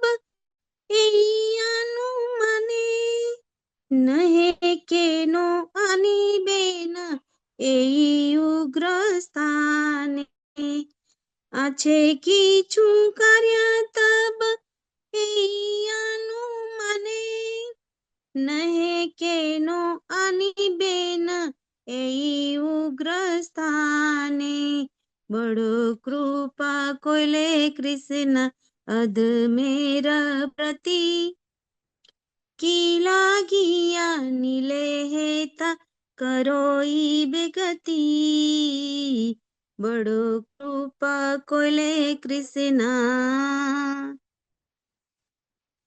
રજસ તમો ગુણે એ રસ યાચના, વાસુદેવ કથા રુચિ નહે સે પ્રસન્ન, વાસુદેવ કથા રુચિ નહે સે પ્રસન્ન, બડ કૃપા કોઈલે કૃષ્ણ, તબે જદી તવ કૃપા હોય અહેતુકી, सकल ही संभव होय तुमी से कौतुकी, सकल ही संभव होय तुमी से कौतुकी, बड़ो कृपा कोले कृष्णा, ભાવે બુઝાલે તારા બુઝે સે રસ એત કૃપા કરો પ્રભુ કરી નિજ વસ એત કૃપા કરો પ્રભુ કરી નિજ વસ બડ કૃપા કોઈલે કૃષ્ણ તમાર ઈચ્છા એ સબ હોય માયા વસ તમાર ઈચ્છાયન માયાર પરસ તમાર ઈચ્છાયનસ માયાર પરસ બડ કૃપા કોઈલે કૃષ્ણ તવ ઈચ્છા હોયા યાદી તદેર ઉત્તર બુજીબે નિશ્ચય તબે કથા સે તો માર બુજીબે નિશ્ચય તબે કથા સે તો માર બડુ કૃપા કોઈલે કૃષ્ણ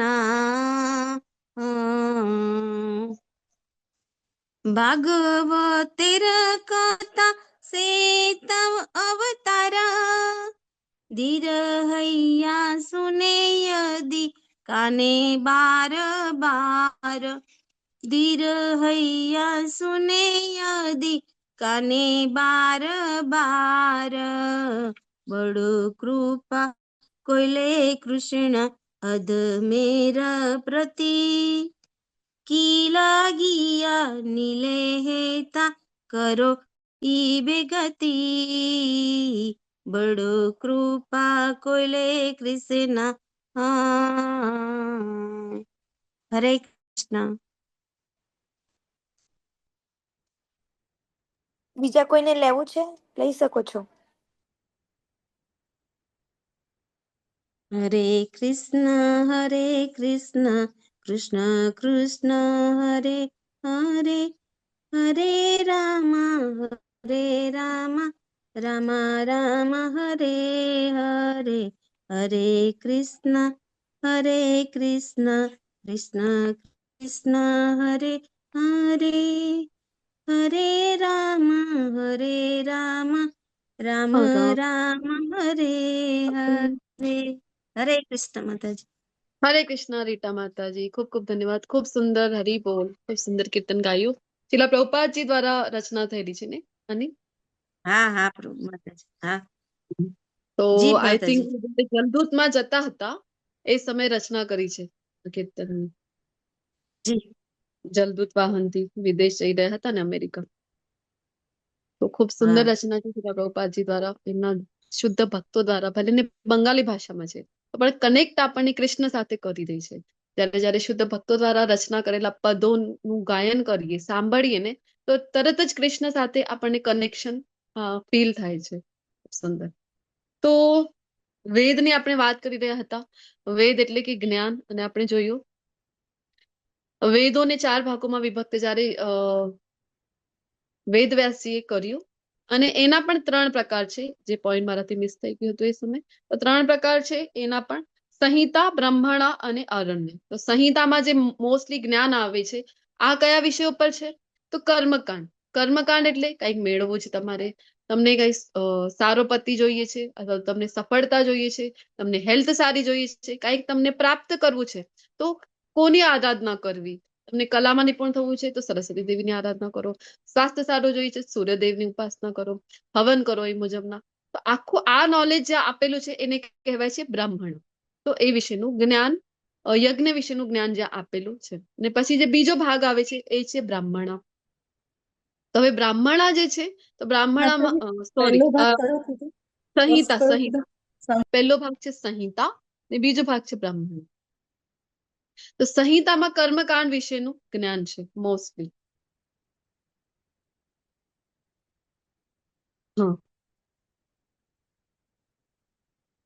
અને બીજો બ્રાહ્મણા. તો બ્રાહ્મણામાં કર્મકાંડથી થોડુંક ઉપર વધીને, કર્મકાંડથી આગળ વધીને જે જ્ઞાન છે એના વિશેની ચર્ચા થાય છે.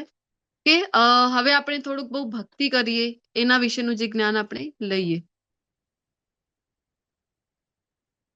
આ જ્ઞાન જે છે એ આવે છે બ્રાહ્મણામાં, કે જ્ઞાનકાંડ. વેદોમાં પણ અલગ અલગ કાંડ છે ને, ઉપાસના કાંડ છે, કર્મકાંડ છે, ઉપાસના કાંડ છે, અલગ અલગ કાંડ આવે છે વેદોમાં પણ. તો થોડુંક આગળ વધીને બ્રાહ્મણ આવે છે, અને પછી ત્રીજો જે ભાગ છે એ છે અરણ્ય. અરણ્ય કયું છે? તો વનની ઓર પ્રસ્થાન કરો. કારણ કે પેલા હતું ને વાનપ્રસ્થ, આપણા જે 4 આશ્રમમાંથી આપણે જોતા હોય છે. તો વનની તરફ પ્રસ્થાન કરવું, ત્યાં જઈને આગળ જે ઉદ્દેશ્ય છે એની પ્રાપ્તિ કરવી. તો આ બધું આવે છે અરણ્યમાં. તો આપણે જોઈએ કે વેદ વ્યાસજી જયારે આટલા બધા ઉપનિષદો આપ્યા, ઉપનિષદ આપ્યા સમજવા માટે, 17 પુરાણની રચના કરી. અને 17 પુરાણની પાછળ પણ મહાભારત મહાકાવ્ય, કારણ કે સ્ત્રીઓ છે, શુદ્રો છે, તો આવા બધાનો ઉદ્ધાર કેવી રીતે થશે? આવા બધા લોકો તો ઉપનિષદ નહીં સમજી શકે, વેદો નહીં સમજી શકે, તો એમના માટે, એમનો ઉદ્ધાર કરવા માટે મહાભારત આપ્યું. અને તો પણ એમના મનમાં જયારે ખંત હતું, હજી મન વિચલિત હતું, હજી મન એમનું સ્વસ્થ નહોતું થતું, તો એ સમયે એમના જીવનમાં એમના ગુરુ પ્રવેશે છે નારદજીના રૂપમાં. અને નારદજી જયારે એમની જે મનની અસ્વસ્થતા છે એનું કારણ જણાવે છે કે પરમહંસોને જે આનંદ આપે એની રચના તો તમે કરી જ નથી, તો ભગવાનની લીલાઓનું તમે સવિસ્તાર વર્ણન કર્યું નથી, એટલા માટે તમારું મન વિચલિત છે. ઓલરેડી જે લોકો ભૌતિકતામાં ડૂબેલા હતા, એ કે આ પ્રાપ્ત કરી લઉં, પેલું પ્રાપ્ત કરી લઉં, આ મેળવી લઉં, આ ઓલરેડી જેમાં લોકો વ્યસ્ત હતા, તમે એમાં હજી ભર પાડી દીધું છે આ વેદોમાં જે કર્મકાંડ ને આવા બધા પાઠ. કારણ કે ખૂબ લોભાવનું છે આ જે પાઠ છે કર્મકાંડ વાળો, કે તરત જ અટ્રેક્ટ થઈ જાય લોકોને. તો આવું જ બધું તમે આપ્યું છે, તો હજી તમે ભગવાનની લીલાઓનું અહીંયા વર્ણન કર્યું નથી. અને પછી મહાપુરાણ 18મા અધ્યાયના રૂપમાં રચના થઈ, અને આ છે શ્રીમદ ભાગવતમ, તો જેને વેદોનું પાકેલું ફળ પણ કહેવામાં. એટલા માટે સૌથી ઈઝી વે જો ભગવાનને સમજવું હોય, જો આપણને પ્રાપ્તિ કરવી હોય, ભગવત પ્રાપ્તિ કરવી હોય, તો સૌથી સરળ જે વે છે એ છે ભાગવતમનું અધ્યયન કરવું, ભાગવતમને સમજવું, ભાગવતમને જીવનમાં ઉતારવું. તો હવે આપણે પ્રસ્થાન કરીએ આવાહન એટલે કે ઇન્વોકેશન નું જે મંત્ર છે એની તરફ. તો એક હોય છે મંત્ર, એક હોય છે શ્લોક. આપણે ભગવદ્ ગીતામાં જે ભણ્યા, કેટલા શ્લોકો ભણ્યા બોલો તો ભગવદ્ ગીતા આખીમાં? 700 શ્લોક. તો ત્યાં આપણે કહેતા હતા શ્લોક. હવે આપણે ઈશોપનિષદમાં કહી રહ્યા છે મંત્ર. શું કામ? તો મંત્ર જે છે એમનું કોઈક વિધિ વિધાન હોય છે, નિયમ હોય છે, એ પ્રમાણે બોલવું, એ મુજબ બોલવું, એ લયમાં બોલવું, આવા બધા નિયમો લાગુ પડે છે મંત્રો ઉપર. આ જે વેદોનો ભાગ છે, આપણે જોયું ને, વેદોનો આ ભાગ છે, આ જે ઈશોપનિષદ છે. તો એટલા માટે એના ઉપર અમુક નિયમો લાગુ થાય કે આવી રીતે બોલવું જોઈએ, પેલી રીતે બોલવું જોઈએ, તો એનું ફળ મળે. નહીં તો તમને ખબર છે કે ઉચ્ચારણમાં ભેદ થઈ જાય.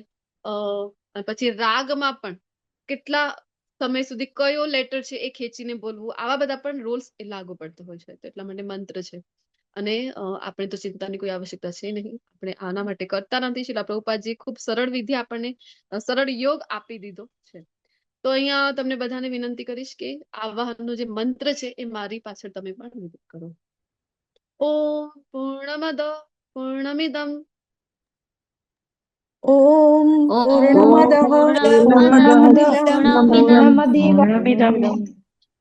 પૂર્ણાત પૂર્ણમુદચ્યતે પૂર્ણાત પૂર્ણમુદચ્યતે પૂર્ણસ્ય પૂર્ણમાદાય પૂર્ણસ્ય પૂર્ણમાદાય પૂર્ણમેવાવશિષ્યતે. પૂર્ણમેવાવશિષ્યતે. હરી બોલ. પૂર્ણ પૂર્ણ પૂર્ણ પૂર્ણ કેટલી વખત આવી રહ્યું છે એક શ્લોકમાં બોલો તો? 7 વખત. 7 વખત પૂર્ણ છે. અને જોવા જઈએ તો આચાર્ય સમજાવે છે કે બધી જગ્યાએ પૂર્ણ પૂર્ણનો મિનિંગ છે એ ચેન્જ થતું જાય છે શ્લોકની મુજબ. બધાને વિનંતી કરીશ, લેવલ 3 છે, પણ ડિટેલમાં અહીંયા આખું આપણે નથી ચર્ચા કરવાના, ભક્તિશાસ્ત્રીમાં ડિટેલમાં ચર્ચા થાય છે. તો ઈશોપનિષદની બુક તમારી પાસે હોવી જોઈએ, હાર્ડ કોપી, નહીં તો સોફ્ટ કોપી પણ મળી જાય છે ઇન્ટરનેટ ઉપર. તો જરૂરથી આજના જે મંત્રો આપણે કર્યા પ્રસ્તાવનાથી લઈને આજના જે મંત્રો આપણે ભણવાના છે એ અવશ્ય તમે એના ભાવા શીલા પ્રભુપાદજી દ્વારા જે આપવામાં આવેલા છે એ અવશ્ય રીડ કરજો. અને એટલા માટે વીકમાં એક જ ક્લાસ હોય છે આપણો, 2 કલાકનો, અને એક સેશનમાં આપણે 3 થી 4 શ્લોકો મંત્ર છે એ જ કવર કરતા હોય છે. તો ખૂબ સમય છે, નાની છે બુક પર, ને ખૂબ સમય મળી જાય છે કે ઇઝીલી આપણે એને રીડ કરીએ, ભાવાર્થ રીડ કરીએ, સમજીએ. તો એનું જે અનુવાદ છે કોણ વાંચશે? હેન્ડ રેઝ કરી શકો છો તમે, જેને વાંચવું હોય ગુજરાતીમાં જે નીચે અનુવાદ છે. ઓકે, તો ધાર્મીજીથી શરૂઆત કરીએ. માતાજી. હરે કૃષ્ણ. હરે કૃષ્ણ માતાજી. ભાષાંતર બાય શિલા પ્રભુપાદની છે. પરમેશ્વર ખામી રહિત અને સંપૂર્ણ છે અને તેઓ સંપૂર્ણપણે ખામી રહિત હોવાથી તેમનામાંથી ઉદ્ભવતી બધી વસ્તુઓ જેમ કે આ ભૌતિક જગત સંપૂર્ણ એકમો તરીકે સજ્જ છે. સંપૂર્ણમાંથી જે ઉદ્ભવે છે તે પોતે પણ સ્વયં સંપૂર્ણ છે અને પરમેશ્વર પોતે સંપૂર્ણ હોવાથી સંપૂર્ણ એકમો તેમનામાંથી ઉદ્ભવે છે તો પણ શેષ રૂપે તેઓ સંપૂર્ણ રહે છે. હરે કૃષ્ણ. હરે કૃષ્ણ. હરિ બોલ. ખૂબ ખૂબ ધન્યવાદ ધાર્મી માતાજી. તો આ જે શ્લોક છે ને એને મંગલાચરણના શ્લોક તરીકે પણ ઓળખવામાં આવે છે. મંગલાચરણ તમને બધાને ખ્યાલ હશે, કોઈ પણ સારો કાર્ય કરતા હોય છે તમે મંગલતાને આવકારતા હોય છે. આપણે પણ મંગલાચરણના શ્લોકો લઈએ છીએ ને આપણા ક્લાસ શરૂઆત કરવાથી પહેલા. તો પુસ્તકો લખવાથી પહેલા ઘણા લેખકો છે એ મંગલાચરણના શ્લોકો આપતા હોય છે. તો મંગલાચરણના પણ 3 પ્રકાર છે. એ કયા કયા છે? તો એક હોય છે વસ્તુ નિર્દેશ, બીજો હોય છે નમસ્કારનું, અને ત્રીજો છે એ હોય છે આશીર્વાદનું. તો આપણે જે આપણા લેવલ 1, 2, 3 આપણા સેશન શરૂઆત કરી ભગવદ્ ગીતાના શરૂઆતમાં પણ જે આપેલા છે શિલા પ્રભુપાદજી દ્વારા, જે મંગલાચરણની પ્રાર્થનાઓ છે, તો એ મંગલાચરણ કયા રૂપમાં છે? નમસ્કારના રૂપમાં. કે આપણે ત્યાં નમસ્કાર કરી રહ્યા છે, બધાના આશીર્વાદની યાચના કરી રહ્યા છે. ગુરુની, ષડગોસ્વામી ગણ છે, ચૈતન્ય મહાપ્રભુ છે, પંચતત્વ, આ બધાની, રાધા કૃષ્ણની, અષ્ટ સખીઓના, આ બધાની આપણે કૃપા યાચના કરી રહ્યા છે. તો નમસ્કારના અંતર્ગત આવે છે. અને અહીંયા જે ઈશોપનિષદમાં આપણે આ જે મંગલાચરણના રૂપમાં આ જે મંત્ર છે આ આવે છે વસ્તુ નિર્દેશમાં. તો વસ્તુ નિર્દેશ એટલે કે એના વિશેનું જે જ્ઞાન છે, કયા વિશેનું?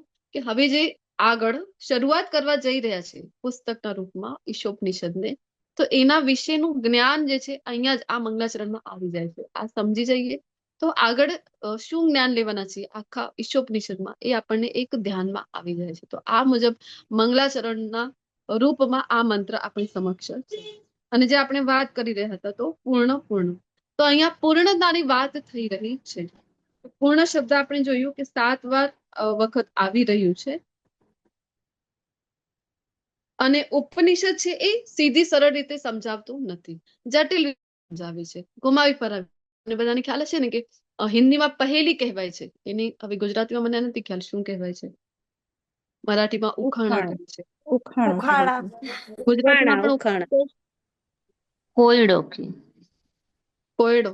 હા, પઝલ્સ ઇંગ્લિશમાં આપણે કહીએ ને પઝલ્સ ની જેમ, તો ઉખાણા, કોયડો. તો આવી રીતે હોય છે ને, અમુક લોકોને આવી ભાષા ગમતી હોય છે કે આવું કહીએ તો ચલો આન્સર એનું શોધો. આવા મુજબની આ ઉપનિષદની ભાષા હોય છે, સીધી સરળ હોતી નથી. તો એને સમજવા માટે બુદ્ધિજીવી માટે એકચ્યુઅલી આ બનેલું છે, બધા માટે છે નહીં જે ઉપનિષદ છે એ. પરંતુ આપણા ઉપર કૃપા કહેવાય ને, ગુરુ શિષ્ય પરંપરાથી જ્ઞાન લેવાનું આ જ એક લાભ કહેવાય છે કે સરળ એને બનાવીને આપી દે છે. શિલા પ્રભુપાદજી આપણને હજી પણ એને સરળ બનાવીને આપી દે છે કે સારી રીતે આપણે સમજી શકાય. અધરવાઇઝ આપણે પોતે સમજવા જઈએ ને તો ઈશોપનિષદ વાસ્તવમાં કઠિન છે સમજવું. તો આપણે જોયું કે પૂર્ણ, અહીંયા જે પૂર્ણ 7 વખત આપેલું છે, તો શિલા પ્રભુપાદજી આપણને સરળ બનાવી દે છે કે આ પૂર્ણ કયા પૂર્ણની વાત થઈ રહી છે? તો કૃષ્ણ. આપણે જોયું ને કે જ્યાં જ્યાં પણ અહીંયા પૂર્ણ છે ને ત્યાં અથવા તો ઉપનિષદમાં કેવું છે કે ડાયરેક્ટલી પરમ સત્યના વિશે કહેવામાં આવતું નથી. આપણે જોઈએ તો નેતિ, આ નથી, પેલું નથી, આવી રીતે. પછી આ ઓલા જે ભગવાન છે, આ જે ભગવાન છે, એ આવા વર્ડ્સ એટલે કે આપણે કહીએ ને કે પ્રોનાઉન, સર્વનામ, આવી રીતે યુઝ કરેલું છે. ને જ્યારે આવું કે એમના વિશે જ્યારે આવા શબ્દો યુઝ થઈ રહ્યા છે ને, તો સમજી જવાનું કે અહીંયા ભગવાનના વિશેની વાત થઈ રહી છે. જે શિલા પ્રભુપાદજી આપણને હજી પણ સરળ બનાવીને આપી રહ્યા છે. તો અહીંયા આપણે જોઈ રહ્યા છીએ કે પૂર્ણમદ પૂર્ણમિદમ, તો જે કંઈ પણ છે આ આધ્યાત્મિક ગણિત છે. કયું છે? આધ્યાત્મિક ગણિત. તો પૂર્ણમાંથી પૂર્ણ જાય છે તો શું બચ્યું છે? પૂર્ણ બચે છે. તો તમને બધાને કયું મેથ્સ ખબર છે કે 1 + 1 = શું થાય છે? 1 + 1 2. 2 થાય છે ને, કોઈ જગ્યાએ 11 પણ થઈ જાય ને એક વખતે આવે. હા તો માતાજી. એકમાં એક ઉમેરીએ, હા, એકમાં એક ઉમેરીએ આપણે તો શું થાય છે? 2 થાય છે ને આપણી ત્યાં. આપણું ભૌતિક જગતનું આ ગણિત છે. અને 1 - 1 કરી દઈએ, એકમાંથી એક નીકળી ગયું તો શું બચે છે? શૂન્ય, 0. 0. 0 બચે છે. તો આ આપણું ગણિત છે. પણ અહીંયા જે વાત થઈ રહી છે એ તો ભગવાનની, પરમ તત્વની, એટલે કે દિવ્ય જ્ઞાનની વાત થઈ રહી છે. તો અહીંયા કેવું છે? તો અહીંયા પૂર્ણમાંથી પૂર્ણ જાય ને, અહીંયા એવું નથી. 1 માંથી 1 તમે એડ કરો તો પણ 1 જ બચે છે. 1 માંથી તમે 1 લેસ કરી રહ્યા છો, ડિડક્ટ કરી રહ્યા છો તો પણ 1 જ બચે છે. તો આ સમજવું ખૂબ ઇમ્પોર્ટન્ટ છે. કારણ કે ભગવાન આપણા જેવા છે નહીં. આપણે જોયું ને, ભૌતિક ઇન્દ્રિયો ભગવાનની છે નહીં. ભગવાન દિવ્ય ઇન્દ્રિયો હોય છે. આપણે એટલા માટે જ કહીએ છીએ ને કે જયારે ભગવાન આપણે 9.26 માં શું કહે છે? 9.26, ચલો ભગવદ ગીતા રિવાઇઝ કરીએ આપણે.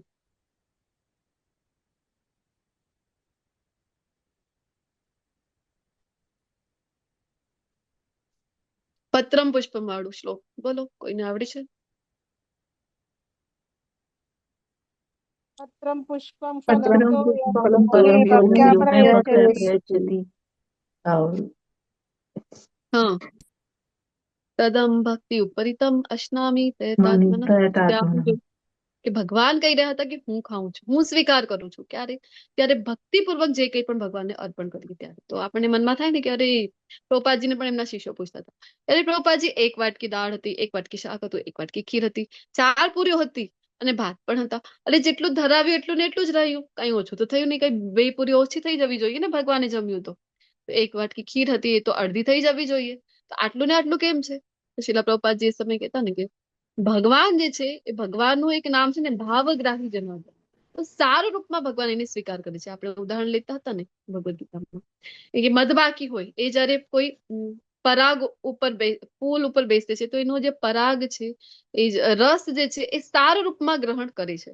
તો આપણે પહેલા તમે ફૂલનું વજન ચેક કરો, જયારે મધમાખી એના ઉપર બેઠી હતી એના પહેલા, અને જયારે એનું રસ સારું રૂપમાં લઈને ગઈ છે, એસેન્સ રૂપમાં લઈને ગઈ, એની પાછળ ફૂલનું વજન કરો તો વજન આપણને સેમ જ દેખાશે, કઈ ડિફરન્સ નહીં દેખાય. શું કામ? તો રસ તો લઈ ગઈ છે મધમાખી, કારણ કે સારું રૂપમાં લઈ ગઈ તો ખબર ના પડી. તો સેમ વે જયારે ભગવાન ખાઈ રહ્યા છે ને, કારણ કે ભગવાનની ઇન્દ્રિયો આપણા જેવી ભૌતિક નથી. ભગવાન તો પોતાની દૃષ્ટિપાત કરે છે તો પણ એને ખાઈ લે છે. ભગવાનને સમજવું એટલા માટે જ કીધું ને, ભગવાનને કોણ સમજી શકે? તો ભગવાનની તર્ક વિતર્કથી નહીં, ભગવદ ગીતામાં આપણે ભણી આવ્યા છે. જ્ઞાન, યજ્ઞ, દાન, તપ ગમે તેટલા કરી લો, એના દ્વારા આપણે ભગવાનને સમજી શકાય નહીં. તો કેવી રીતે સમજી શકાય બોલો ભગવદ ગીતાથી? પ્રમાણ શું? ભગવદ ગીતામાં શું? કોણ સમજી શકી? ભક્તિથી ભક્તો માતાજી, ભક્તિ દ્વારા જ્ઞાન મેળવવાથી. ભક્તિ દ્વારા. મામ અભી જાનાતિ કીધું હતું ને ભગવદ ગીતામાં. તો ભક્તિ દ્વારા જ, અને એ પણ ભક્તિ કેવી? તો અનન્ય ભક્તિ દ્વારા જ ભગવાન જાણી શકાય છે, સમજી શકાય છે. તો ક્યારે સમજી શકીશું આપણે પણ? કહેવાય છે ને, રામચરિતમાનસ ખૂબ સુંદર શ્લોક છે ને, ગોસ્વામીજી શું કહે છે? હરિ વ્યાપક સર્વત્ર સમાના, પ્રેમ તે પ્રકટ હોઈ મેં જાના, પ્રેમ તે પ્રકટ હોઈ મેં જાના. તો હરિવ્યાપક સર્વત્ર સમાન. આમ તો બધી જ જગ્યાએ છે ભગવાન, તો કણકણમાં છે ભગવાન. પણ કોણ જાણી શકશે? કોણ સમજી શકશે? ક્યારે પ્રકટ થશે આપણી સમક્ષ? તો પ્રેમ તે પ્રકટ હોઈને જ. જયારે પ્રેમ ભક્તિ કરીએ આપણે ભગવાનની, અનન્ય ભક્તિ કરીશું ને, તો જ આપણે ભગવાનને જાણી શકીશું, તો જ આપણી સમક્ષ ભગવાન એમના મૂળ રૂપમાં પ્રકટ થશે. અધરવાઇઝ જે આપણે બ્રહ્મેતિ પરમાત્મેતિ શ્લોક નથી કહેતા ભાગવતમનું લેવલ 1 માં, ભગવાનને આત્મ સાક્ષાત્કાર આપણે જોતા હોય છે ને કે 3 તબક્કા કયા કયા છે બોલો તો? બ્રહ્મ, પરમાત્મા અને બ્રહ્મ, ભગવાન. પરમાત્મા અને બ્રહ્મ, ભગવાન. પરમાત્મા અને ભગવાન. અને ભગવાન. તો આ બ્રહ્મમાં આપણે જોયું કે એક જ ત્યાં તત્વ જોવા મળે છે, સત્ય છે, શાશ્વત છે. અને પછી આગળની સ્ટેજ છે કે પરમાત્મા સ્વરૂપે સમજવું. તો બધાના હૃદયમાં જે ચતુર્ભુજ પરમાત્મા સ્વરૂપ ક્ષીરોદક્ષાઈ વિષ્ણુ રૂપમાં છે. તો સત અને ચિત્ત, અહીંયા આપણને 2 જે તત્વ છે જોવા મળે છે. પરંતુ મૂળ રૂપમાં જો ભગવાનને સમજવું હોય તો ભગવાન, તો 3 એ 3 જે આપણે કહીએ ને કે સત, ચિત્ત અને આનંદ, એ આપણને મૂળ રૂપમાં જોવા મળે છે. તો ક્યારે સમજી શકીશું આ મૂળ રૂપમાં? તો પ્રેમ તે પ્રકટ હોઈને જાણ. પ્રેમ ભક્તિ કરીશું, અનન્ય ભક્તિ કરીશું તો જ આપણે ભગવાનને મૂળ રૂપમાં સમજી શકીશું. તો આટલા માટે ખૂબ જરૂરી છે આ સમજવું કે આપણા જેવું આ છે નહીં. ભગવાનનું જે ગણિત છે એ કેવું છે, એકમાંથી એક ગયું તો ભગવાન ખાઈ લે છે તો પણ એ એવું ને એવું રહે છે. કારણ કે એક તો સાર રૂપમાં ગ્રહણ કરી રહ્યા છે અને બીજું એ કે દૃષ્ટિપાત કરીને પણ ખાઈ રહ્યા છે. સાર રૂપમાં પણ એ ગ્રહણ કરી રહ્યા છે. કોઈ પણ એ આપણા જેવું આ ઇન્દ્રિય આ જ કામ કરી શકશે પર્ટિક્યુલરલી એવું ભગવાનનું હોતું નથી. અને બીજું એ કે આપણે સમજીએ કે ઘણા લોકોને થાય કે આવું કેમ થઈ શકે, એકમાં એક એડ કરી તો પણ એક જ છે, એકમાંથી એક નીકળી ગયું તો પણ એક છે. તો આમ જો ભગવાન દ્વારા જે કંઈ પણ બનાવવામાં આવેલું છે ને એ પણ આમ જોવા જઈએ તો પૂર્ણ જ છે. ધારો કે એક તો ભૌતિક જગત છે અને એક જીવ માત્ર એટલે આપણે છીએ જગતની અંદર જીવાત્મા સ્વરૂપમાં. તો એ પણ આમ જોવા જઈએ તો પૂર્ણ છે. તો આપણને લાગે છે કે પૂર્ણ છે તો પછી શું કામ દુઃખ છે અમને? તો દુઃખ તો ના આવવું જોઈએ. અરે ભગવાને આવી કેવી દુનિયા બનાવી. ગીત પણ હોય છે ને, દુનિયા બનાને વાલે ક્યાં તેરે મન મેં સમાઈ. તો કારણ કે આપણે તો આપણા જ દુઃખ દેખાઈ રહ્યા છે. તો આપણે જે પરસ્પેક્ટિવ થી જોઈ રહ્યા છે એ જ અપૂર્ણ છે. આપણે જોયું ને કે આપણી ઇન્દ્રિયો અપૂર્ણ છે. તો એટલા માટે આપણે આ પૂર્ણને આપણી ઇન્દ્રિયો દ્વારા સમજવામાં અક્ષમ છીએ. આપણે એ નથી સમજી શકતા. બનાવવાનું જે પર્પસ છે, ધારો કે તમારા પાસે બધા પાસે મોબાઈલ છે, કારણ મોબાઈલથી જ કનેક્ટેડ છે આપણે બધા ક્લાસથી. તો મોબાઈલ છે તો મોબાઈલની અંદર ઘણા બધા ફંક્શન છે. ઘણા બધા ફંક્શન છે ને. તમે તો હવે કેટલી બધી વસ્તુઓ તો હટાવી દીધી મોબાઈલ આવી ગયો તો. નહીં તો અલાર્મ વોચની જરૂર પડે આપણને. પછી કાંઈક કરવું હોય તો અલગ અલગ આપણે વસ્તુઓ યુઝ કરતા હતા. હવે એની જગ્યાએ આપણી પાસે મોબાઈલ છે ને બધું આપણું એની અંદર જ આવી ગયું. નોટ બનાવવા માટે નોટબુક ગોતીએ, પેન શોધતા હોય છે. પરંતુ હવે નોટ્સ પણ છે આપણા ફોનમાં, તો બધું થઈ જાય છે અહીંયા આપણું કામ એટ પ્રેઝન્ટ. હવે તો આટલા બધા એપ્સ નીકળ્યા છે તો હિસાબ કિતાબ હોય તમારું અથવા ગમે તે હોય, ડિઝાઇનિંગ પણ થઈ જાય છે. આપણે નથી કરતા પીપીટી લેવલ 4 વાળા પાર્ટિસિપન્ટ જો હો તો ખબર હશે, પીપીટી બની જતી હોય છે. તો બધું કઈ ફોનથી થઈ રહ્યું છે કામ. હવે જો આપણે કહીએ કે ફોન બનાવવાનું પર્પસ શું છે પણ વાસ્તવમાં તો એકબીજાને કનેક્ટ કરવું. મેઇન પર્પસ આ છે ને કે કોલ કરીએ, આપણે એકબીજાને કોલ કરીને વાત કરી શકીએ, વિડીયો કોલ કરીને જોઈ શકીએ. આ મેઇન પર્પસ છે. આની સાથે સાથે બીજી વસ્તુ આપેલી છે, ફંક્શન આપેલા છે. પણ જો કોઈ વ્યક્તિ કહે ચલો પ્રિન્ટ આઉટ કાઢો, આ પેજ છે અમારી સમક્ષ, કયું પેજ છે? ઓમ પૂર્ણમદ પૂર્ણમિદમ. આ શ્લોકનું અમને પ્રિન્ટ આઉટ જોઈએ છે, કાઢો તમારા મોબાઈલથી પ્રિન્ટ આઉટ. હવે કોઈ કહે કે મોબાઈલથી થોડી પ્રિન્ટ આઉટ નીકળે, એ તો પ્રિન્ટરથી નીકળે. તો એ વાત સમજવી ખૂબ મહત્વની છે. તો આપણે એવું કહી દેતા હોય છે કે અરે તારું મોબાઈલ તો નકામું છે, આટલું મોંઘું મોબાઈલ લીધું, પ્રિન્ટ આઉટ નથી થતી, અરે નકામું છે તારું મોબાઈલ, એવું કહીએ છીએ? નથી કહેતા ને. કારણ કે આપણે જાણીએ છીએ કે મેઇન ઉદ્દેશ્ય ફોનનું આ તો નહોતું પ્રિન્ટ આઉટ નીકળે, આના માટે તો પ્રિન્ટર જ હોય. તો સેમ વે ભગવાને જે પર્પસથી આ દુનિયા બનાવી છે એ જો આપણે સમજી જઈએ ને તો પછી આપણને પણ આ દુનિયામાં પૂર્ણતા દેખાશે. તો પછી આપણને કોઈ અપૂર્ણતા અહીંયા દેખાશે નહીં કે અરે હું દુઃખી છું. આપણે આ જોઈ રહ્યા છે શું કામ? કારણ કે આપણે જોવાનું એંગલ કયું છે? ઇન્દ્રિય તૃપ્તિ. કે મને કમ્ફર્ટ ક્યાં મળી રહ્યું છે, મને મારી મજા ક્યાં થઈ રહી છે, મારો હેતુ ક્યાં પૂર્ણ થઈ રહ્યું છે, તો મને બધું પરફેક્ટ દેખાશે. અહીંયા મારી કોઈ પણ એક વસ્તુ પૂર્ણ ના થઈ તો પછી મને આ દુનિયામાં ખામી ને ખામી દેખાતી રહેશે. આ એવી વાત છે કે જેલમાં કોઈ કેદી છે તો શું કામ છે, એનું પર્પસ શું છે? જેલનું એક નામ છે ને કે સુધાર કેન્દ્ર. સુધારવા માટે ત્યાં મોકલવામાં આવેલા છે. હવે સુધારવા માટે એમને જેલમાં મૂકેલા છે. એવું નહીં કે જેલ મજા કરવા માટે નથી એમને. ચલો આજે પાર્ટી કરી લો, આવતીકાલે શું પૂછીને એમને મેન્યુ નથી બનાવવામાં આવતું કે ચલો શું ખાવાનું મન છે તમારે, ચલો આજે તો એ જ બનાવીએ અમે.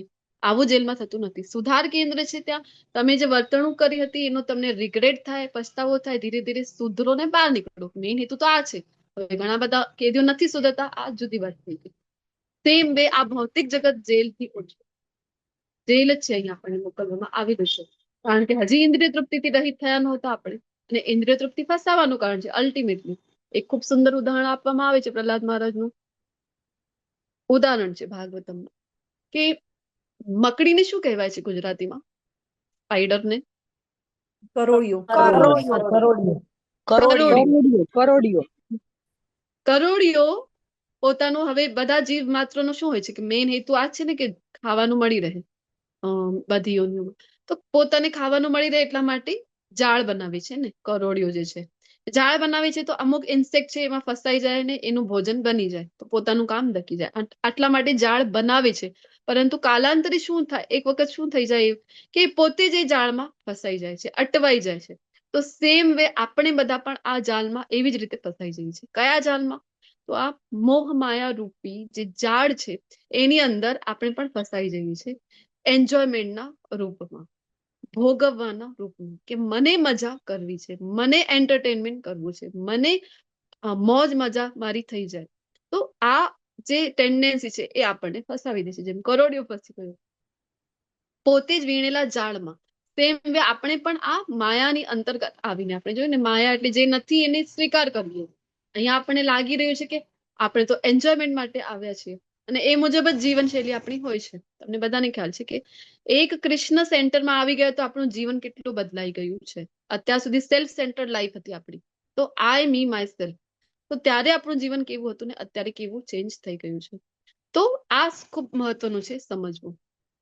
તો શું થઈ રહ્યું છે, આપણે અહીંયા ફસાઈ રહ્યા છે. તો આ જીવન જે છે એ ભગવાને જે દૃષ્ટિથી બનાવેલું છે, જે હેતુથી બનાવેલું છે, એ રીતે જોવા જઈએ તો પૂર્ણ છે. પરંતુ આપણે અલગ દૃષ્ટિથી જોઈ રહ્યા છે તો એટલે આપણને અપૂર્ણ દેખાય છે. એટલા માટે પ્રકૃતિમાં પણ આપણને દોષ દેખાય છે, આપણા જીવનના અંતર્ગત પણ આપણને દોષ દેખાય છે. પરંતુ ભગવાન પોતે પૂર્ણ છે અને એમના દ્વારા જે કઈ રચના કરવામાં આવેલી હોય, ભલે એ પ્રકૃતિના રૂપમાં હોય કે કોઈ જીવના રૂપમાં હોય, એ પણ પૂર્ણ છે. અને આપણે ગણિતની વાત કરી રહ્યા હતા, તો ગણિતમાં એક ટર્મ આવે છે ને વિજ્ઞાનમાં, મેથ્સમાં, ઇન્ફાઇનાઇટ. ઇન્ફાઇનાઇટ સાંભળ્યું છે ને તમે? તો જ્યારે આપણે એડિશન સબટ્રેક્શન કરતા હોય, પરંતુ એક ટર્મ એવી આવે છે કે ઇન્ફાઇનાઇટ. તો ઇન્ફાઇનાઇટમાં જ્યારે આપણે ઇન્ફાઇનાઇટ એડ કરીએ તો આન્સર પણ શું આવે છે? ઇન્ફાઇનાઇટ. અનંતમાં તમે અનંત એડ કરી દીધો તો આન્સર અનંત જ આવે છે. તો ભગવાન ઇન્ફાઇનાઇટ છે, કૃષ્ણ છે એ ઇન્ફાઇનાઇટ છે. એટલા માટે પણ એમની અંદર એડ કરી લો અથવા સબટ્રેક્ટ કરી લો. હવે જો આખા સૃષ્ટિની રચના કેવી રીતે થાય છે આપણે લેવલ 1 માં ભણીએ છીએ, ગોલોક ચાલ. તો આખા બ્રહ્માંડની રચના જ્યારે કૃષ્ણ દ્વારા થઈ રહી છે, તો પણ એવું નહીં કે આટલા બધા બ્રહ્માંડ બની ગયા, અચ્છા મહાવિષ્ણુથી આટલા બધા બ્રહ્માંડ બની ગયા, ચલો હવે મહાવિષ્ણુનો આકાર થોડોક ઓછું થઈ ગયું, એવું થતું હોય છે? મહાવિષ્ણુના આકારમાં કોઈ ફરક નથી પડતો. અનંત બ્રહ્માંડોની રચના થતી હોય છે, અનંત બ્રહ્માંડો ફરીથી એમની અંદર સમાવેશ થાય. તો એવું નથી કે પેલા આકાર ઓછું થઈ ગયું પછી આકાર વધી ગયું, કારણ કે એ પૂર્ણ છે. એટલા માટે એમની અંદર કોઈ ફેરફાર આપણને જોવા મળતા નથી. તો આ છે કૃષ્ણ. કૃષ્ણમાંથી બધું નીકળી જાય તો પણ કૃષ્ણ તો પૂર્ણ રહે છે, ને કૃષ્ણમાં કઈ એડ થઈ જાય તો પણ કૃષ્ણ પૂર્ણ રહે છે. અને હજી સારી રીતે સમજવું હોય તો શ્રીમદ ભાગવતમનો ખૂબ સુંદર પ્રસંગ આપણે લેવલ 1 માં લેતા હોય છે, બ્રહ્મ વિમોહન લીલા. બ્રહ્માજી શું કર્યું? બ્રહ્માજી જયારે મોહિત થઈ ગયા, વિચાર કરો કે આ જે પરમ પૂર્ણ પુરુષોત્તમ પરમેશ્વર આ તો ના હોઈ શકે. શું કામ? અરે જો તો પોતાના ગોપબાળો સાથે ફ્રેન્ડ સાથે બેસીને જમી રહ્યા છે. આપણે સરસ મજાની સ્તુતિ લીધી હતી ને બ્રહ્માજીની, તો તમને બધાને ખ્યાલ હશે સદાચારમાં. કે કારણ કે અહીંયા હાથ ઉપર લઈ લીધા છે, ભાત લઈ લીધા છે, અને હાથની વચ્ચે જે ગેપ છે, તો એક હાથમાં અથાણું છે, ગોળ કેરીનું અથાણું છે, એક હાથમાં ગોંધા કેરીનું અથાણું છે, પછી બીજી બાજુ દહીં લઈ લીધી છે, અને આમ હાથ પૂર્ણ વ્યસ્ત છે, ને બીજા હાથમાં બીજા કોઈ મિત્ર દ્વારા જે આપવામાં પદાર્થ છે એ, અને આમ આમ કરીને બંને હાથ ખાઈ રહ્યા છે. એમાં પણ હજી ત્રીજો આવી જાય, શ્રીદામા આવી જાય, મધુમંગલ આવી જાય, એક એ લાલા મારી માતાએ જો શું મોકલી છે, આ તો ખા. તો હવે લાલાના તો બંને હાથ બિઝી છે, તો કેવી રીતે ખાશે? તો પોતે પોતાના હાથથી એ જાતથી પોતે ખાય, એ જાતથી લાલાને ખવડાવી રહ્યા છે. ને આ દ્રશ્ય જયારે બ્રહ્માજી જોઈ રહ્યા છે આકાશ માર્ગથી, તો મોહિત થઈ ગયા અને બધા ગોપબાળોને લઈ ગયા, ગાયોને, વાછરડા જે હતા એમને લઈ ગયા. તો પછી તમને બધાને ખ્યાલ છે કે ભગવાને શું કર્યું? શું કર્યું હતું? એક વર્ષ સુધી માતાજી ભગવાને બાળ ગોપોનું રૂપ ધારણ કરીને બધા ગોપીઓના ઘરે રહેતા, વાસડા રૂપમાં. હા, વાછરડાના રૂપમાં, ગોપબાળોના જે મિત્રો છે એમના રૂપમાં ભગવાને પોતાના એટલા વિસ્તાર કરી દીધા અને પોતે જ એમના રૂપમાં રહી રહ્યા હતા. શું કામ આ કરી શક્યા? કેવી રીતે કરી શક્યા? જ્યારે પોતે પૂર્ણ હોય ત્યારે જ કરી શકે. ને બીજી એક લીલા આવે છે નારદ મુનિ વાળી. આપણે ઐશ્વર્ય વિભૂતિ યોગ જયારે લેતા હોય છે 10મો અધ્યાય, ત્યારે આપણે ચર્ચા કરતા હોય છે. કેટલી રાણીઓ ભગવાનની બોલો તો દ્વારિકા નગરીમાં?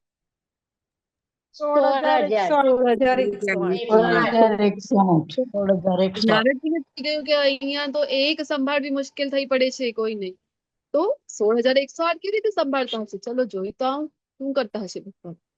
તો એવું નહીં કે હવે ભગવાનને ખબર પડી ગઈ, ભગવાન તો અંતર્યામી છે, નારદજી આવી રહ્યા છે, તો ચલો ફટાફટ કયા રૂમમાં જવાના છે, કઈ રાણીના મહેલમાં, તો એ મહેલમાં અમે પણ જતા રહીએ, એવું નહીં.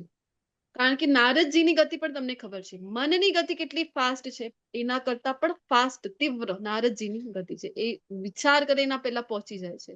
તો ભગવાન જે મહેલમાં જઈ રહ્યા હતા ત્યાં ત્યાં એમને ભગવાન તો પોતાની પત્ની સાથે દેખાઈ રહ્યા છે. કોઈ જગ્યા તો હિંચકા હિંડોળે ઝૂલી રહ્યા છે ભગવાન છે, કોઈ જગ્યાએ તો જલક્રીડા કરી રહ્યા છે, કોઈ જગ્યાએ વન વિહાર કરી રહ્યા છે, કોઈ જગ્યાએ તો ભોજન પ્રસાદ લઈ રહ્યા છે, અને કોઈ જગ્યાએ તો ઊંઘવાની તૈયારી ચાલી રહી છે, વિશ્રામ કરી રહ્યા છે. કારણ કે દરેક રાણીના દરેક મહેલમાં પોતપોતાના અલગ અલગ કૃષ્ણ. આવી જ લીલા આપણે જોતા હોય છે ને વ્રજમાં. કઈ લીલા થઈ હતી ભગવાનની? રાસલીલા. રાસલીલા. તો એ સમય પણ આપણે જોયું ને કે બધી જ ગોપીઓની જે ઈચ્છા હતી કે પતિ રૂપમાં કૃષ્ણને પ્રાપ્ત કરવું, એને પૂર્ણ કરવા માટે કૃષ્ણે પણ જેટલી ગોપીઓ છે એટલો પોતાનો વિસ્તાર કર્યું હતું કે નહીં? તો કૃષ્ણ કરી શકે છે. આવું નહીં કે મેઇન જે કૃષ્ણ હતા ને આમાંથી આટલા 16,108 કૃષ્ણ બની ગયા, ને હવે જે મેઇન કૃષ્ણ હતા એ તો હવે દુબળા પાતળા થઈ ગયા છે, અથવા તો એ ઘરડા થઈ ગયા, એવું ક્યાંય જોવા મળે નહીં. તો કારણ કે જેવા કૃષ્ણ છે એવા જ રહે છે, ગમે તેટલા વિસ્તાર થઈ જાય. એવું યોગ પદ્ધતિમાં પણ આપણને જોવા મળે છે. ઋષિ મુનિઓ છે એ પણ કરી શકતા કે એક ઋષિ મુનિ છે 9 વિસ્તાર પોતાના કરી શકે, પરંતુ અહીંયા એક ફેર છે. કયું ફેર છે, કયું ડિફરન્સ છે કે ઋષિ મુનિઓ જયારે યોગ પદ્ધતિ દ્વારા પોતાને 9 ભાગોમાં કરી શકતા ને વિસ્તાર, તો એ સમય કેવું હતું કે મેઇન જે ઋષિ મુનિ કરી રહ્યા છે કાર્ય, એ જ કાર્ય બાકીના વિસ્તાર કરી રહ્યા છે. પરંતુ અહીંયા કૃષ્ણનું એવું નથી. આપણે જોયું ને અત્યારે ચર્ચા કરીને કે એક મહેલમાં કૃષ્ણ છે એ તો વન વિહાર કરી રહ્યા છે, તો બીજા મહેલમાં છે બાળકો સાથે રમી રહ્યા છે, સંતા કુકડી રમી રહ્યા છે, એક મહેલમાં છે તો હિંડોળે ઝૂલી રહ્યા છે. તો કૃષ્ણને એવું નથી. દરેક કૃષ્ણ અલગ અલગ કાર્ય કરી શકે છે. ને આ જયારે જયારે પણ આપણે સાંભળીને આપણને હજી પણ આપણી શ્રદ્ધા છે એ કૃષ્ણ પ્રત્યે વધી જવી જોઈએ. કારણ કે ઘણી વખત આપણે લાગે ને કે હે કૃષ્ણ આટલા બિઝી છો તમારા ભક્તોમાં કે અમારી માટે સમય નથી. તો આ વાત યાદ આવી જવી જોઈએ આપણને કે ના, કૃષ્ણ પૂર્ણ છે. તો કૃષ્ણ દરેક માટે પોતપોતાના કૃષ્ણ જુદા છે. એવું નથી કે કૃષ્ણ ક્યાંક બીજી છે તો મારી પાસે ના આવી શકે, આવી શકે છે, પણ શરત એક જ છે. કઈ શરત છે? કઈ શરત છે? કૃષ્ણ આપણી સમક્ષ પ્રકટ થાય, આપણી સાથે કૃષ્ણ પણ રેસિપ્રોકેટ કરે. હરે કૃષ્ણ શરણાગતિ. હા, શરણાગતિ. એ યથા મામ પ્રપદ્યન્તે તાસ તથૈવ. શું કીધું છે ભગવદ ગીતામાં? તાસ તથૈવ ખાલી જગ્યા પૂરો. ભજામ્યહમ. જે રીતે જે મારી શરણાગતિ સ્વીકારે છે એ જ મુજબ એની સાથે હું પણ આદાન પ્રદાન કરું છું, રસનું ને ભાવનું. આ કહે છે કૃષ્ણ, પણ કૃષ્ણ એના કરતા પણ વધારે કરે છે. શું કામ કૃષ્ણ? કોઈ પણ ભક્તનું ઉદાહરણ લઈ લો ખોલીને. શું કામ કૃષ્ણ સારથી બની રહ્યા છે? શું કામ કૃષ્ણ સંત પોરાણા માટે ફરીથી ડ્રાઈવર બની ગયા, ફરીથી સારથી જેવું રોલ કર્યું, ગાડો ચલાવી રહ્યા છે? શું કામ ટકુબાઈના ઘરે જઈને વાસણ ઘસી રહ્યા છે? શું કામ મીરાબાઈ માટે વિષપાન કરી રહ્યા છે? શું કામ નરસિંહ મહેતાના ઘરે જઈને મામેરું પૂરી રહ્યા છે? શું જરૂર છે કૃષ્ણને? પણ કૃષ્ણ કરી રહ્યા છે. શું કામ? કારણ કે એક જ વસ્તુ છે અહીંયા. કૃષ્ણ જે છે એ કહે છે ને કે હું મારા અહમ ભક્ત પરાધીન, કે હું તો મારા વશમાં છું જ નહીં ભાઈ. દુર્વાસા મુનિ, હું મારા વશમાં નથી. તો એ ભગવાન કોના વશમાં છો તમે? તો કહે છે ને ભાગવતમમાં, અહમ ભક્ત પરાધીન. અને એટલા માટે આપણે વારંવાર એ પદ લઈએ છીએ કે નહીં? ખૂબ સુંદર ભજન છે. भगत की वश में है भगवान, भगत की वश में है भगवान. તો આગળ વધીએ. ઈશોપનિષદના મંત્ર એક તરફ હવે આગળ વધીએ. મંગલાચરણ થઈ ગયું તો બધાને વિનંતી કરીશ કે મારી સાથે સાથે રિપીટ કરો. ઈશાવાસ્યમિદં સર્વમ ईदं सर्वं યત્કિંચ જગત્યામ જગત यच्च जगत्यां जगत् તેન તેન ભુંજીથા तेन बुद्धिस्य માગૃત્કસ્ય સ્વિદધનમ. महद्गस्य श्रीदधनम्. હરે કૃષ્ણ. આ અનુવાદ કોઈ વાંચી શકશે? ભાષાંતર હેન્ડ રેઝ કરો તમે. તો કહીએ આપણે, મારી પાસે પહેલો હેન્ડ રેઝ છે દીપ્તિ પટનાગરજી. હરે કૃષ્ણ. હરે કૃષ્ણ. માતાજી, હા, મને સ્ક્રીન થોડું સાઈડમાં કટ થતું એવું લાગે છે. મેં ઝૂમ કર્યું તો આ સોરી, તમે વાંચી શકો એટલા માટે. આ ભાષાંતર જે છે દેખાય છે ક્લિયર? હા, હા, બ્રહ્માંડમાં રહેલી સજીવ તેમજ નિર્જીવ દરેક વસ્તુ પરમેશ્વરની માલિકીની છે અને તેમના નિયંત્રણમાં રહેલી છે. તેથી મનુષ્ય પોતાના માટે જરૂરી ફક્ત તે જ વસ્તુ લેવી જોઈએ જે તેના ભાગ તરીકે જુદી પાડવામાં આવેલી હોય, અને બીજી વસ્તુ તે કોની માલિકીની છે તે સારી રીતે જાણીને લેવી જોઈએ નહીં. હરે કૃષ્ણ. હરે કૃષ્ણ. યસ માતાજી, ખૂબ ખૂબ ધન્યવાદ. તો આ જે શબ્દ છે ઈશાવાસ્યમ, તો એના જ ઉપરથી આ જે પુસ્તક છે, આ જે એનું નામ પડ્યું છે ઈશોપનિષદ, શ્રી ઈશોપનિષદ. તો શ્રી એટલે તમને બધાને ખ્યાલ છે કે એ લક્ષ્મીજીને પ્રતીક છે, શ્રી એટલે છે એ. અને ઈશોપનિષદ, તો ઈશ એટલે કે ઈશ્વર, ઈશ્વર વિશેનું. હવે આપણને લાગે કે ઘણી વખત ઈશ એટલે તો શિવજી માટે પણ યુઝ થાય છે, પરંતુ અહીંયા આના પહેલા જે આપણે મંગળાચરણનો શ્લોક લીધો ને, આના પરથી ખબર પડે છે ને કે પૂર્ણમદ પૂર્ણમિદમ, કે પૂર્ણ છે તો પૂર્ણમાંથી પૂર્ણ જઈ રહ્યું છે તો પણ પૂર્ણ છે, પૂર્ણમાંથી પૂર્ણ નીકળી રહ્યું છે તો પણ પૂર્ણ છે. તો આ વસ્તુ કોને માટે એપ્લિકેબલ થઈ રહી છે?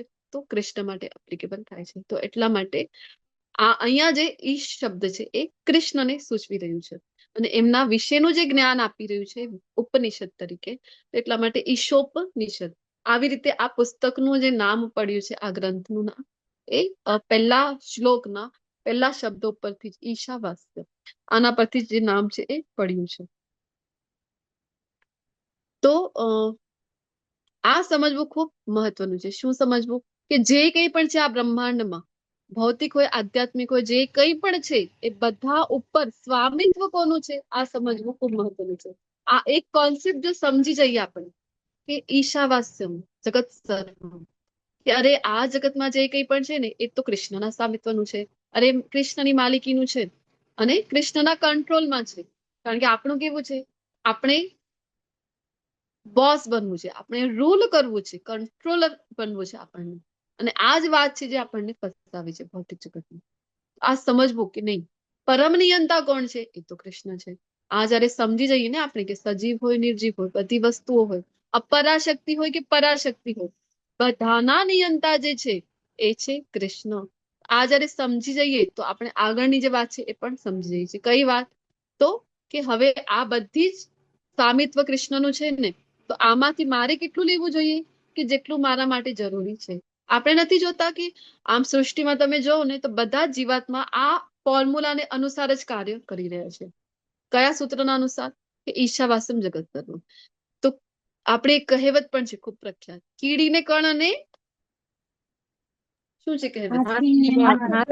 હાથીને મણ મળી રહે છે. હાથથી ને પણ આપણને કૃષ્ણ ઉપર વિશ્વાસ નથી. આપણે તો એ વધારે ને વધારે કેવી રીતે હું બધું સંગ્રહ કરી લઉં, એના માટે આપણે તો પ્રયત્નરત હોય છે, કાર્યરત હોઈએ છે.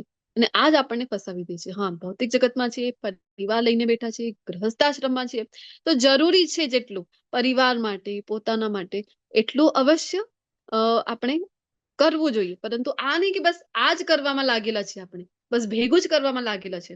અને તો પછી શું થાય છે? જો આ એક વાત સમજી જઈએ ને કે બધું કૃષ્ણના સ્વામિત્વનું છે, તો લાઈફ ઇઝી બની જાય છે. એક ખૂબ સુંદર શું કહેવાય લાઈન્સ સાંભળતી હતી, ખૂબ સુંદર છે ને, કે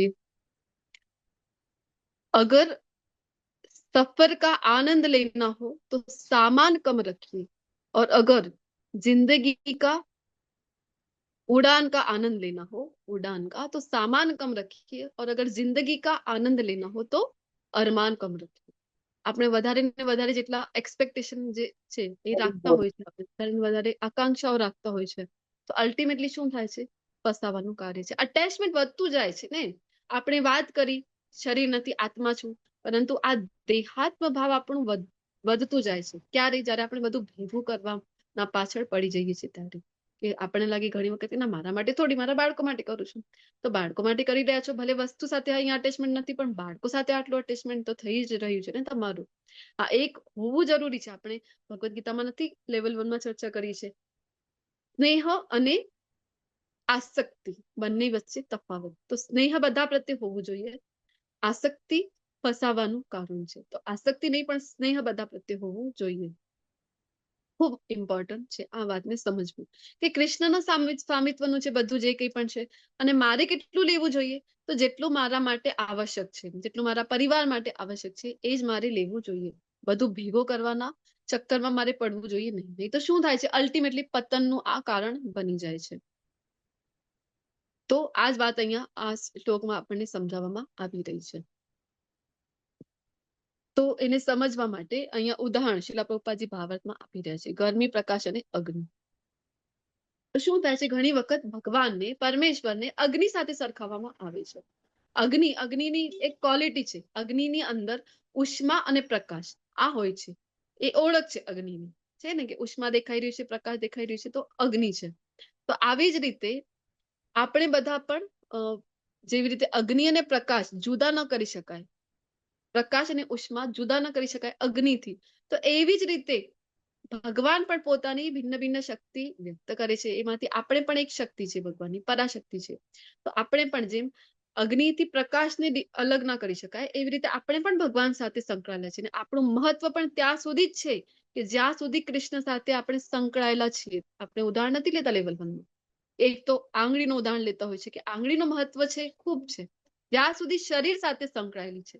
પણ જેવી શરીરથી છૂટી પડી જાય હાથ કે આંગળી તમારું, તો એનું કોઈ ભલે એ જ આકાર છે, એ જ રૂપ છે બધું, પણ એ કોઈ કામનું હવે રહેશે નહીં. સેમ વે તણખલું અગ્નિથી છૂટો પડી ગયું, તો એની અંદર ગુણ તો સેમ જોવા મળી રહ્યા છે, ઉષ્મા છે, એની અંદર પ્રકાશ પણ છે, પણ અસ્તિત્વ એનું ટકશે નહીં.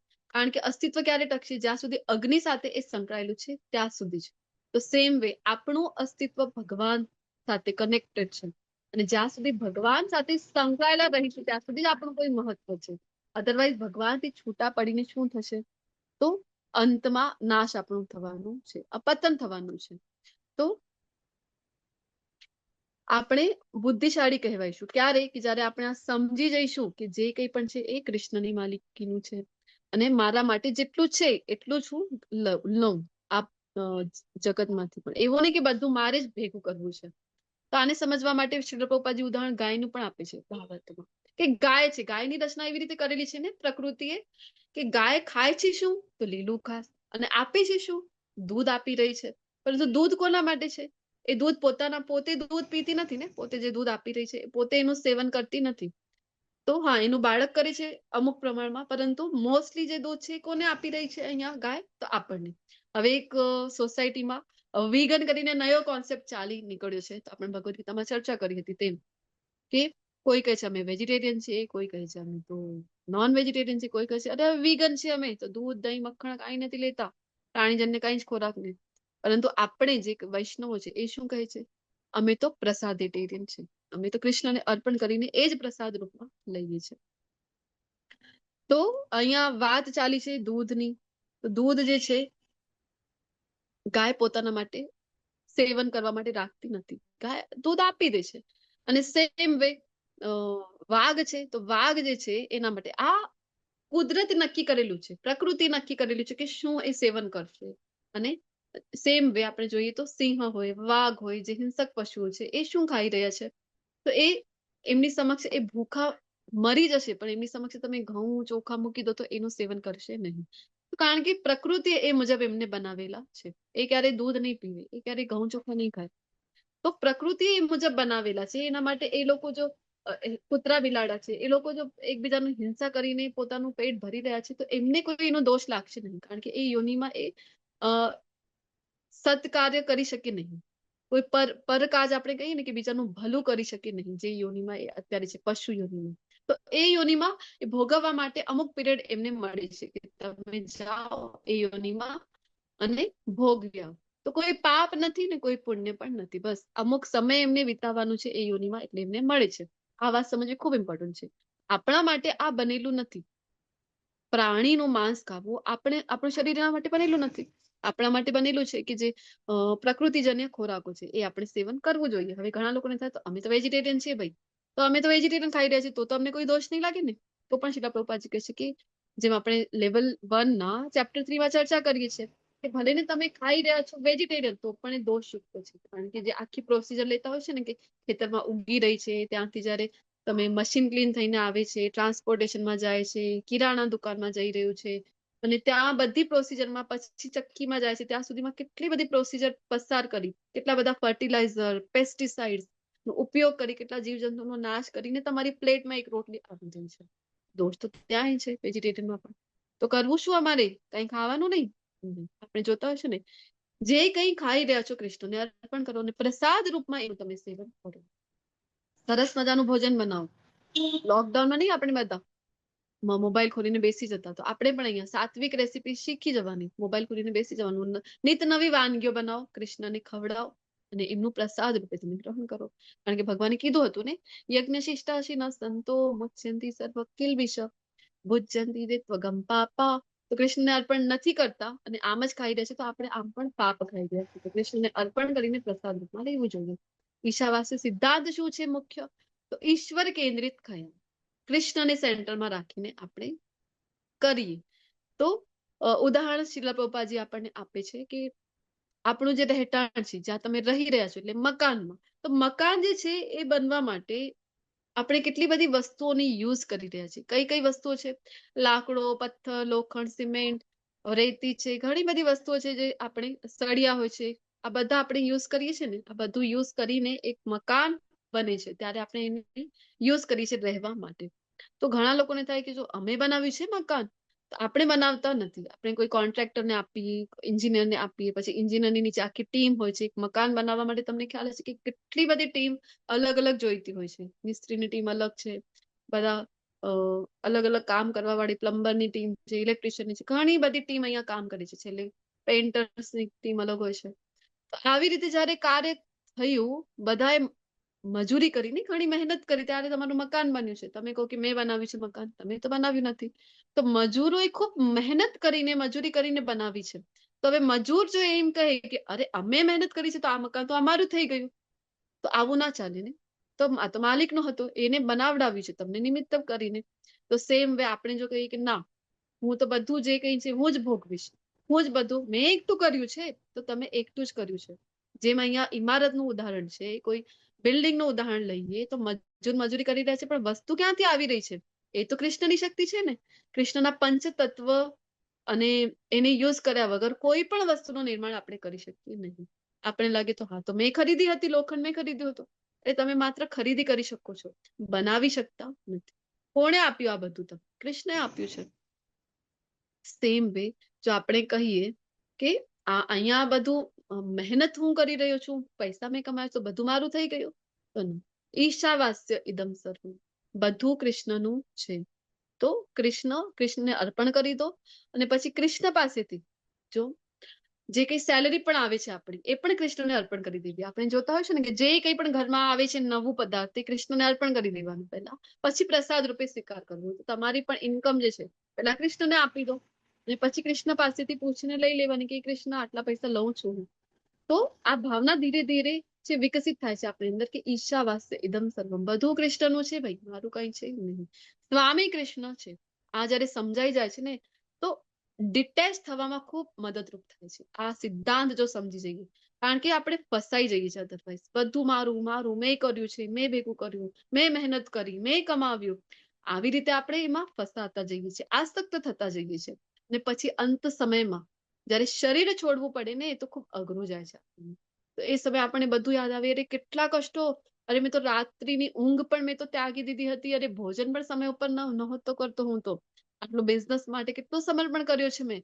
આવી રીતે જયારે મેં બનાવ્યું, મકાન બનાવ્યું, આટલી પ્રોપર્ટી ભેગી કરી દીધી, આટલું સોનું ખરીદી દીધું, આટલું મોંઘું થઈ ગયું હતું સોનું તો 1,35,000. આ ચાલે છે ને ભાવ? શું ચાલે છે? સોનાનો ભાવ શું ચાલે છે? હા, એટલો જ છે માતાજી. એટલો જ છે ને, રોજ વધી રહ્યું છે. ડે બાય ડે આપણે જોઈ રહ્યા છે ને. આટલું મોંઘું હતો સોનું હતું, પણ મેં આટલી મહેનત કરીને આટલું બનાવડાવ્યું મારા પરિવાર વાળા માટે. આટલી મહેનત કરી, અરે સોશિયલ મીડિયા ઉપર તો જો કેટલી મહેનત કરી મેં. ફેસબુક ઉપર કેટલા ફ્રેન્ડ્સ બનાવી દીધા મેં તો.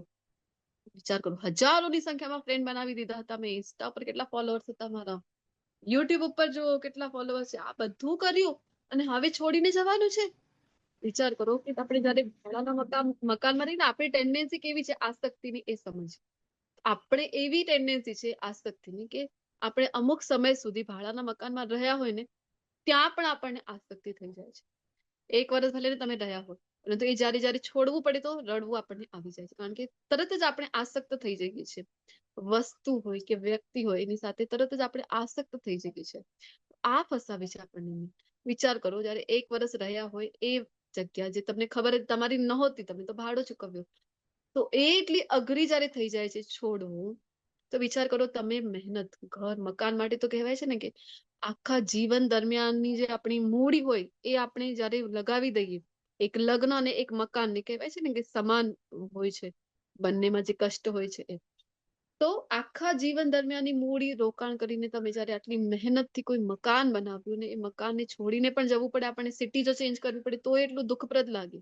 અને જયારે ખબર પડે છે કે હવે કાયમ માટે આટલું બધું કર્યું મેં જીવન દરમિયાન, આટલી મહેનત કરી, આટલું બધું કમાવી લીધું ને હવે કાયમ માટે બધું છોડીને જવાનું છે, તો કેટલું દુઃખદાયી હોય છે. એ આસક્તિ અત્યારે આપણે ફીલ નથી કરી રહ્યા, કારણ કે એ સ્ટેજ ઉપર નથી ને, આપણે છોડવાનું નથી આપણને અત્યારે. પણ જયારે છોડવાનું વિચાર કરી જુઓ, આ બધું આત્મમંથનનો વિષય છે, આ મનોમંથન. મૂવી જોવા જતા હોય છે આપણે, અલગ અલગ મૂવી આવતી હોય છે ને, વચમાં સૈયારા આવી હતી, અત્યારે કઈ આવી છે ધુરંધર, આવી બધી મૂવી જોવા જઈએ આપણે, ત્યાં શું થાય છે આપણો મનોરંજન. તો એ મનોરંજનનો વિષય છે. પરંતુ જયારે આપણે અહીંયા છીએ, આપણે શિલા પ્રભુપાદજીની કૃપાથી, ગુરુ શિષ્ય પરંપરાના કૃપાથી જયારે આપણે ભગવદ્ ગીતા શીખી રહ્યા છીએ, ઈશોપનિષદ શીખી રહ્યા છીએ, ભાગવતમ શીખી રહ્યા છે, તો આ જે છે, આ જે કૃષ્ણ કથા થઈને બધામાં આપણે કૃષ્ણ વિશે જ્ઞાન લઈ રહ્યા છે, તો કૃષ્ણ કથા છે એ મનોભંજનનો વિષય છે, મનોરંજનનો નહીં. તો મનોભંજન કરો, ક્લાસની પાછળ શાંતિથી વિચારો. તો એવરી ડે એકચ્યુઅલી આદત હોવી જોઈએ કે આપણે થોડોક સમય મેડિટેશન કહેવાય ને એવી રીતે મેડિટેશન કરીએ, રાત્રે સૂતા પહેલા કેમ ન હોય, અથવા તો સવારે જ્યારે સમય મળે, ભલે 2 મિનિટ 5 મિનિટનો કેમ ન હોય, તો એ સમય મનોભંજન આપણું થાય કે અરે મેં શું સાંભળ્યું, શું રિયલાઇઝ કર્યું, તો એ સમય આપણું રિયલાઇઝેશન કહેવાય ને એ પાકું થતું જાય છે. તો આપણે વિચાર કરો તમે માત્ર કે બધું છોડીને જવાનું જયારે થાય, જો તમને કહી દેવામાં આવે કે બસ આ જ ક્ષણ હવે તમને બધું છોડીને જવાનું છે, તો કેટલી આસક્તિ છે તમને, તો કેટલા બધા યાદ આવશે કે અરે આ તો કરી લીધું હોત, પહેલો તો થોડું જણાવી દીધું હોત, આ કરી લેતું, પહેલું કરી લેતું. તો મૃત્યુ ખૂબ દુઃખદાયી બની જાય. અને આગળનું તો જીવન તમને ખ્યાલ જ છે, આત્મહત્યામાં ભણી આવ્યા છે આપણે ભગવદ ગીતામાં કે યમ યમ વાપી સ્મરન ભાવ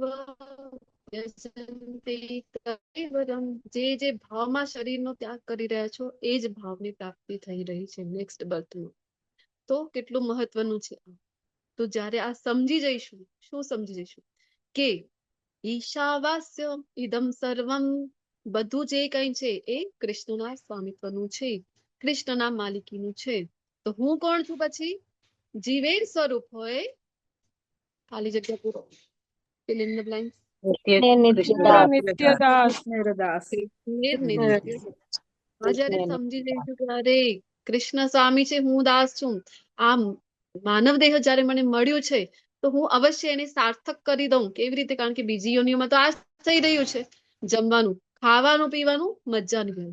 મારે આ કરવું નથી. મને તો અવસર મળ્યું છે કે હું ભગવદ્ ગીતાને સમજું, ભાગવતમને સમજું, અરે કૃષ્ણને સમજું અને કૃષ્ણ પ્રત્યે હું પ્રેમ પ્રગટ કરું.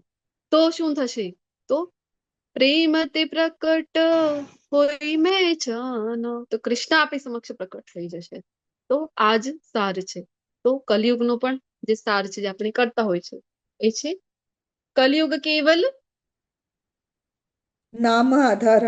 નામ આધાર. આધાર.